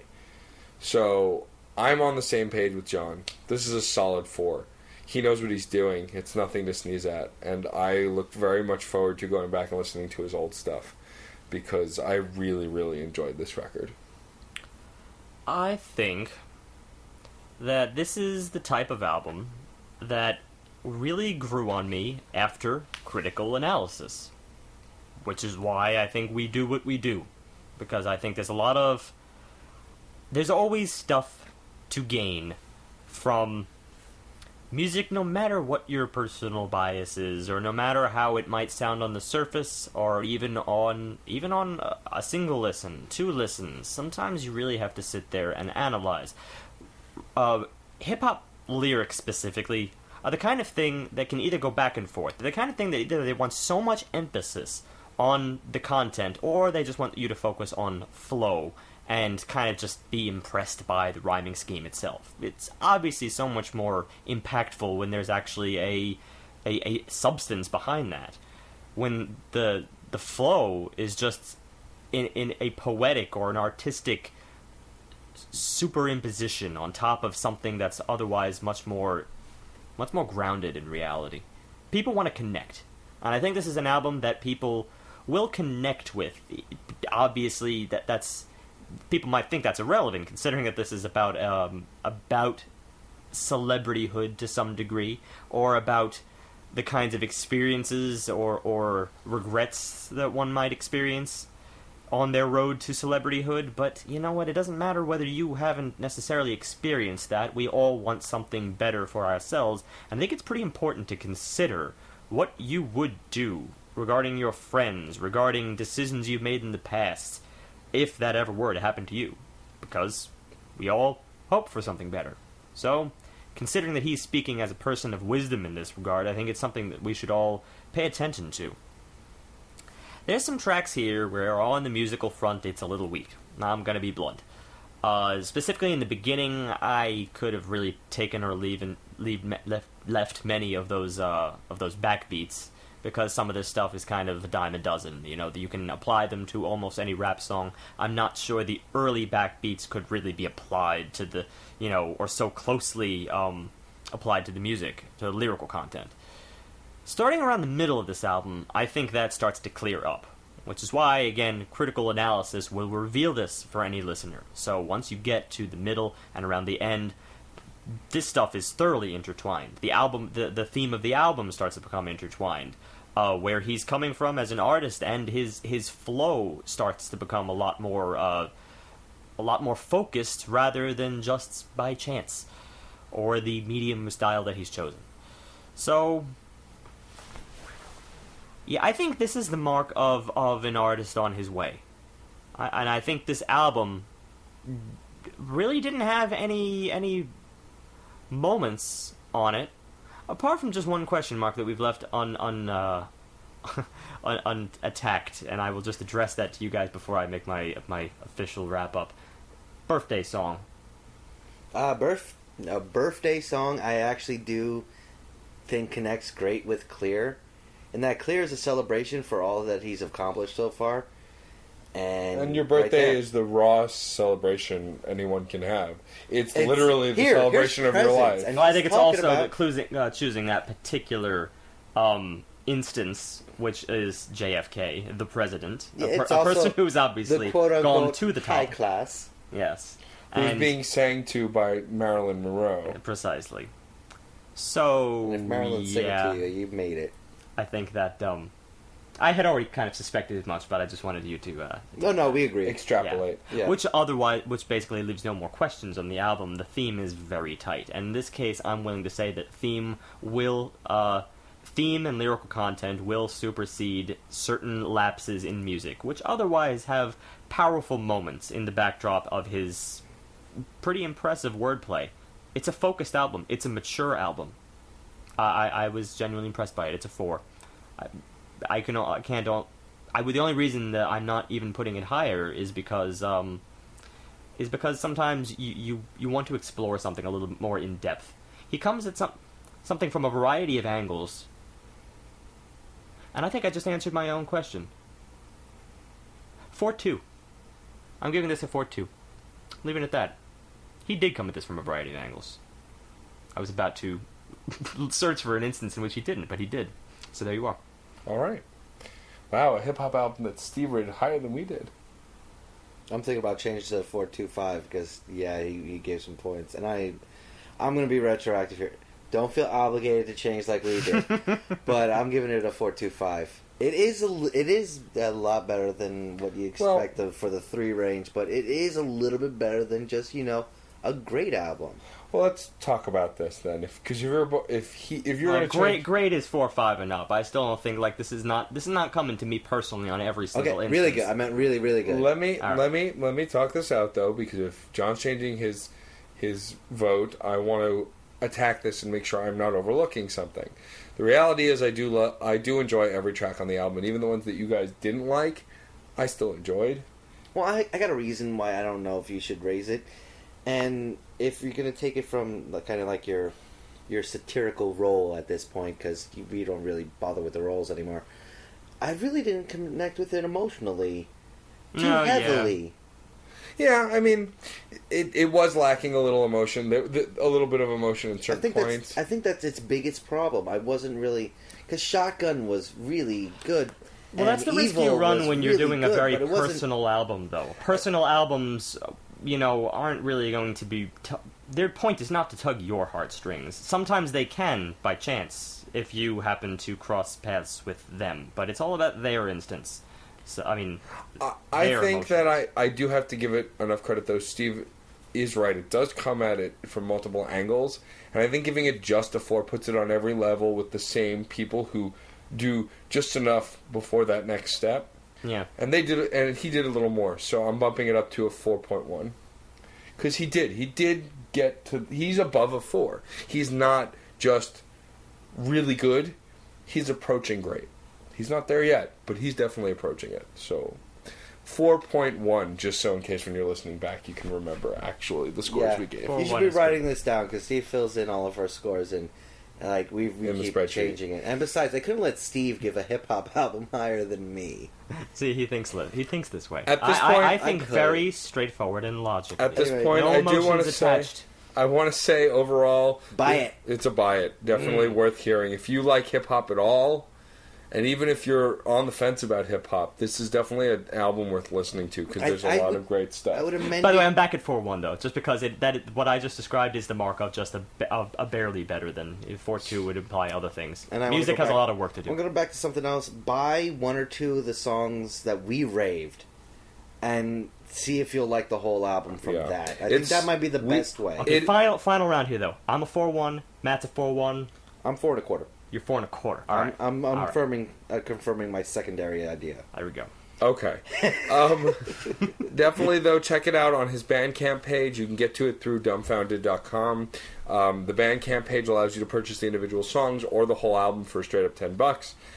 It's definitely worth checking out. We can easily post links to it on the post when it goes up, which I'm sure Steve will.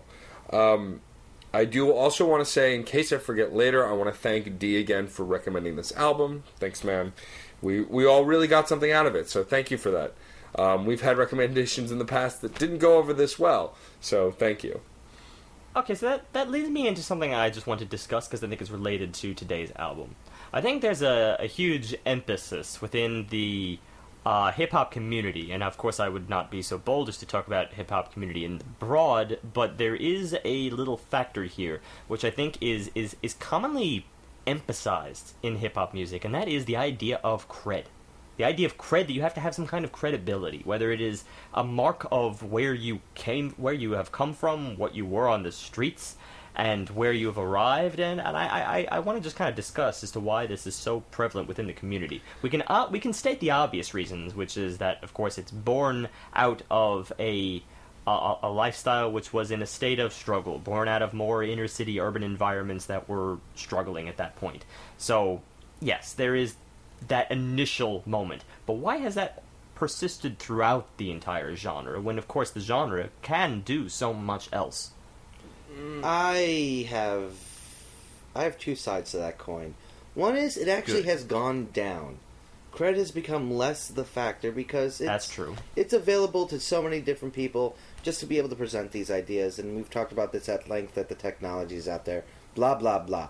But I mean, it's almost like it's the old guard, the first and second generation hip hop artists, where they're the ones that talk about it, and you don't really hear it as much anymore. Well, it has gone down, and I agree, and that's one reason why I really do keep this album from approaching the upper echelon, even on the theme sense, only because, I do see it, as much as he stated it in a very original way, I do see the core concept of emphasizing that cred, and emphasizing his I'm on the way to the top as a little bit redundant in the field. That's why we rated Macklemore so highly, is because, of course, he steps out of it. He talks about other issues. There's, one track in the song where he discusses that. One track on the album. 10,000 Hours. Yeah. Well, also the idea of cred is kind of archaic in the fact that a lot of talented musicians take what they know from their past, but not necessarily hip-hop's past, to evolve. We had Louis Logic as a guest, who talks about when he was trying to mimic this cred, this knowledge of hip-hop that he ended up sounding like someone that wasn't him. But when he truly based his music and songwriting in what he grew up with, regardless of his hip-hop cred, just what he grew up with, what he listened to, the classic rock, and all of that stuff that his mom and dad introduced him to. It was more natural. That was more natural, and that was where he evolved. The idea of nerdcore, the reason nerdcore flourishes the way it does in the hip-hop community, and it's become more than just a trope, and it's an actual genre, is because the idea of nerdcore rap is that all you need to be a nerdcore artist is to be a nerd. You don't have to rap about nerdy things. It's just the idea that you don't need to be a gangbanger or someone who grew up in the projects to write rap. All you have to be is someone who writes rap to write rap. And that's just why I feel is a little, that's emphasizing the archaic quality of cred there, is because, that almost seems like it would prevent you for making those strides. I have to paraphrase. You don't have to be a nerd to do nerdcore. The idea of nerdcore is just people writing hip-hop for the sake of writing hip-hop. A lot of it is very much approaching writing about games and writing about books or whatever else. But it's just this idea that it's approachable from every angle, and you don't have to be the classic idea of hip-hop to still write rhymes. And I'm going to do Steve's job and approach this from a devil's advocate point of view. Oh, and that is, there are so many people out there that we don't like. And we really don't know why. And it a lot of times, I mean, when we look at a lot of the, not just hip-hop, but hip-hop, pop, rock, monstrosity, fusion stuff. And that's because they don't have that credibility, because they do have that kind of manufactured idea. I'm talking about the Biebers and the Biebers and all that sort of stuff. I have something that supports John's theory. Yes? Limp Bizkit. There you go. Limp Bizkit and Fred Durst, the biggest complaint about him in the beginning, even though I do have their first two records and enjoy them, the reason that they tapered off and the reason a lot of people stopped liking them is this lack of credibility. This idea that he didn't know how to rhyme. But it was less about his credibility in the state of hip-hop and more his credibility as a rapper. The fact that he didn't know how to write rhymes. And he did the typical bad rapper trope. He rhymed the same word with the same word. That's a big faux pas. That has not been a bad rapper trope in years. Because people don't do it anymore. Well, most people don't know that there's a difference between pair and pair anymore, but that's besides the point. The issue is because people, like, whether they call it cred or paying your dues or something like that, if you don't actually have, like, something in you that makes you into a musician, if it is kind of just, you know, glamour and screenshots, it kind of can bleed through in the actual presentation of the music. That's why there's a lot of just, it doesn't matter who or what. There's auto hate. You're talking about so the many. concern about the self-concern about speaking from the soul. No, I'm talking about just the auto hate that happens when a new boy band or girl band or something like that comes out. We automatically decry it. I don't mean but that's just it. I society... think we decry it because we assume that it is manufactured. We assume that there is very little soulfulness in there, even though it may appear that way on the surface. And so perhaps I'm proposing, I'm assuming that you're proposing that the reason that cred exists is to sort of prove that there is truth. Exactly. And soulfulness behind. I mean, I spent years and years, because I was a stupid teen going Backstreet Boys and NSYNC, and all of them were crap. But we did get Justin Timberlake, and I never would have envisioned Justin Timberlake to be as good an artist as he is. Well, but I think what you're speaking to is the idea of cred shouldn't be so much street cred or cred in hip hop. The idea of cred is just this: your credibility to yourself. That's it. The idea that if you're a musician who honed his craft and does what he does because he wants to do it and because he loves doing it. The lack of credibility comes from the pre-processed garbage from people who don't do it for the art or don't do it for... They just want money. They just want to be famous. The idea of being famous is a modern concept. People wanted to do a thing, and then they might get famous. Now, it's, I just want to be famous, which is an empty concept. That entire statement is exactly what I'm talking about. Yes. It's a prejudgment, because they don't seem to have the credibility. Because they don't seem to have, they spent years learning how to play the guitar so that they could, write their own music or come up with their own lyrics. Someone was maybe raised in a really nice part of Connecticut and had a great life and went to private school and is now talking about heavy emotional turmoil and things like that. Meanwhile, the worst thing that's ever happened to them is paperclip. Like, it's that sort of thing that we just auto assume, and it's kind of messed up. And it's something like we talk about it a lot. Like, we hate pop. Well, we don't say that outright anymore because, to be frank, we don't really hate pop. We hate the presentation of pop. Yeah.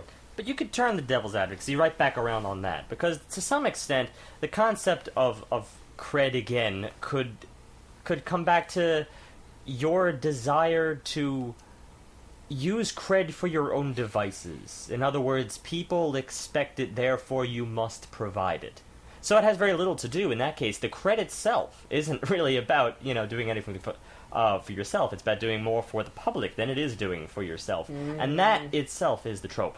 But that also is becoming less and less true every day because there's access for people who want a thing, and you don't necessarily have to cater to what's popular. No, that's just that you don't have to cater to anything. You don't have to cater to it. So that's why it almost frustrates me to some degree why there's still that inclination there. Oh, okay. Well, and I get that, but that's not really a thing we can answer. It's just a thing that first of all, if we know anything about American human society, because it's all I know anyway, we're a little slow to get moving on certain views and modernizations. We don't. No kidding. Yeah, I could use my incredulous voice, but I won't.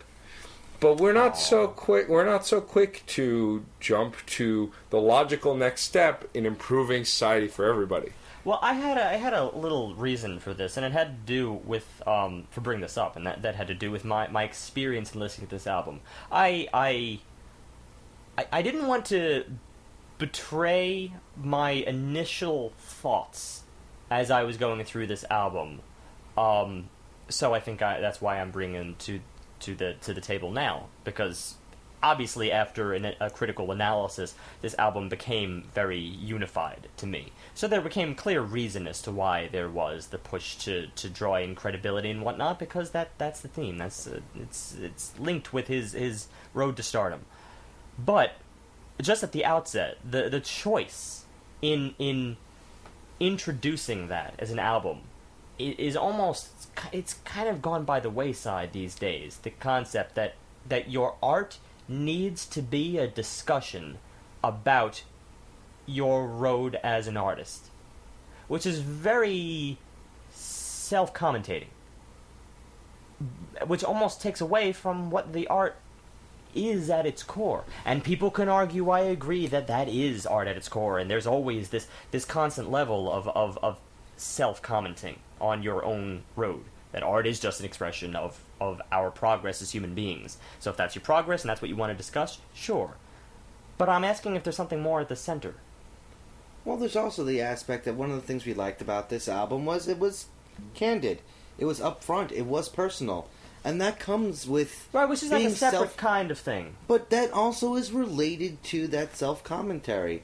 You gotta explain the road before you can explain how it impacted you, how it changed you as a person. And yes, if some of it comes off as, I'm pretty awesome, well, you got something to back it up, and I think he kind of did. I think there was some backup. Right, but it's just the case that this entire album is the art. That is the art. Is your road as an artist. So again, inevitably he's walked into a cyclical pattern of self-commentary. Right, but the album was meant to be cyclical, so... Right, but I'm only proposing that this is not the only album that's done this. A lot of albums are about on the road. Think of the albums that we reviewed in our span of reviewing here. We've had so many albums that are basically the story of myself. Beyonce's album was clearly at many points about her road as an artist and also as a human being. It's kind of like I'm again searching for that next step, that concept, that what is behind the artistic presentation of your road to artistic presentation.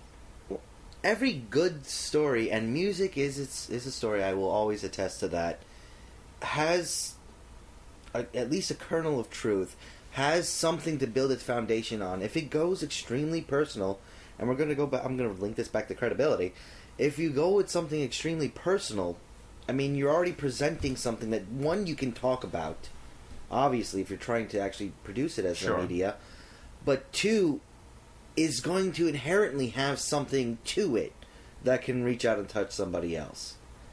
And just the fact that you can talk about your life, I mean, that's actually why this has street cred. It is about his life. And that's one of the aspects that I actually really like about it. No, and it is strong, and in many ways, I guess it is kind of the next evolutionary step from after the fact of art at its core, or art for the sake of art, as it were, because that's really what existed before, and as we are in the midst of an era of postmodernist thinking, yeah, I guess that really is that is the evolution. But maybe in a way I almost see this as a phase. You can only be self-commenting so long before you have to return to what the art is. Well, also remember when it comes Doesn't to diminish it, though. I'm not accusing it that. Well, also remember when ultimately it comes to the credibility of an art, rarely does the artist decide how credible his art is. Usually it's the fan. True. Ultimately, in this conversation of credibility, it is not up to the musician. The musician puts the work out there. They could truly believe they're credible. It's for the audience to decide if they are. That's true. And I think that's really the freedom we've gotten with especially the internet and this expansive access has really given the power back, or they may have always had it, to the fan to decide where that credibility lies. And that's a whole different argument that we can go into. Put that in the back burner. I like that argument. That. I want that one next week. We'll re-listen. Why don't we go into our spam email of the week? Fair enough. I think you provided a good conclusion to today's conversation, and we do only let you provide conclusions, because I never present any. I never pose any questions. Yes, I only pose concepts that have no answer. Right. I like the open-ended questions, so you're as good as creating a period at the end of the sentences as there can possibly be. Well, I appreciate that. Thank you. And yet now I think Steve's just stalling for time to try to find the email. Probably. Oh, pshaw. Wait, hold on. I was trying to think of whether pshaw would be very close to being spam anagrammed if I just inverted the M. Then I would have pshaw within spam. Be cool. Still stalling. I have made a decision to conclude my burnout from writing. 1,000 word items for the whole period of recently concluded FIBA Asia Championship. I imagine it's all in the brain, and even though this was the best one particular of all the 4 FIBA Asia tournaments, I have ever the complete experience fried my brains and my voice, especially throughout the gold medal match. By Spain 2014 World Cup qualifying group. Wait a minute. That's very on topic.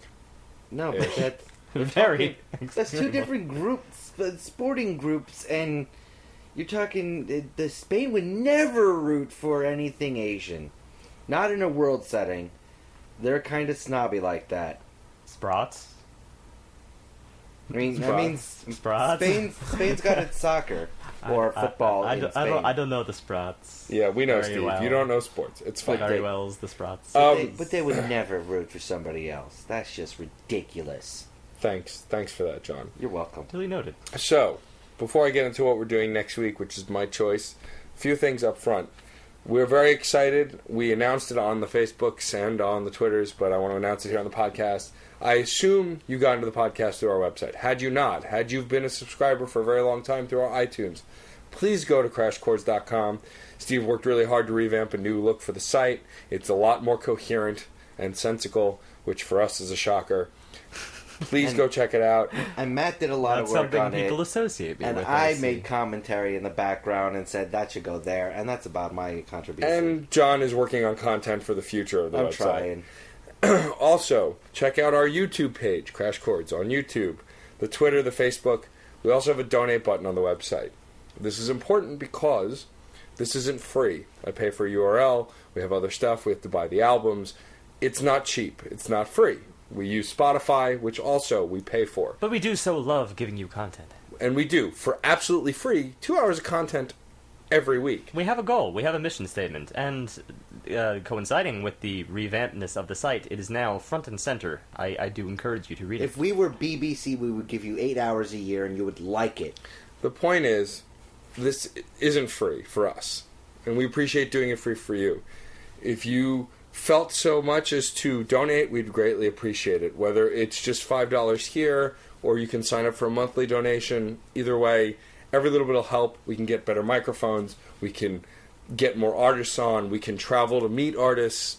All of that stuff to bring content to you guys, which we love doing. So help us out. Finally, this was a fan review. My coworker submitted this. If you want us to review a specific album, post it on the Facebook page, tweet it at us, send an email. Any way you want to contact us, but send us your requests. We're happy to review them. We get enough of them, we'll do a review month. In fact, I'm saying it. If we get 4 reviews anytime soon, and we have a stack of 4 reviews to do, we will do a fan appreciation month. So stack them up. You can even say that if we think it sucks, we won't review it. So we'll listen to it first, and if we think it sucks, this way your name won't be on it or anything like that. No, that's not true. If you submit an album, we're reviewing it. No. Just They keep should that in have mind. that option. But again, the concept behind the whole mission statement is that no matter what you want us to review, even if you think it sucks, we would be very excited to tackle it and to see exactly what might suck about it. Why does it suck? Why does it fail as art as we see it or as you see it? Or we are very could curious. possibly be that tiny little putty boy glimmer of hope strut in the album? That's just it. We are curious about these questions, and we encourage you to be curious about these questions. And then, ooh, excuse me. And finally, also, if you are listening to us on iTunes, please write a review. Give us a star, 1 star, 5 star, whatever. Just give us a review. It helps us get featured. If we get featured, we can get advertising, and more people will know about the podcast. And then we can afford more equipment and better equipment And more blah, content, blah, and blah, blah, blah. And then you get a better podcast, so it'll become 2 stars. So thank you for listening. So my You choice. get it yet? My choice for next week is actually something unique. We have not done this yet. We've talked about mashups before when we had Robert with the rest of the Wasties on. Mashups had come up briefly when we were interviewing them. This idea of taking existing content that's not yours and putting it together to make something new. Well, Neil Cicerga, who is best known for Lemon Demon, who did the Ultimate Showdown of Ultimate Destiny, and the Potter Puppet Pals, which anyone who likes Harry Potter is very familiar with. He's done the music for all of that. Has put out his own mix album, his own mashup album, called Mouth Sounds, featuring a number of artists between Rob Thomas, Smash Mouth, Modest Mouse, A lot of Franz Smash Mouth. Ferdinand, and so on. Daft Punk. The one-hit wonders of the late 90s, early 2000s. He's he mashed the stuff up together. It's a 17-track album. I've heard it before. It was recommended by Mary, actually. And I'd heard it, and after listening to it, I realized it's quite unique. So that's what we're going to do next week. It's going to be interesting to see how we rate it, because it's original material that wasn't original material. If I could sing along to it, that's definitely a point in its favor. So check us out next week for that, because, we like you guys checking in. That was kind of shallow of me, though, right? A little bit. Yeah, you're a little... But A little shallow. you are a little shallow, though. But that's because you're not a pool. But that... Okay. And No, that is Steve's job. Don't take his job away. And on that note, that's right. very surprising and entertaining note. Unemployment notwithstanding. Remember, everybody, music is life, and life is good.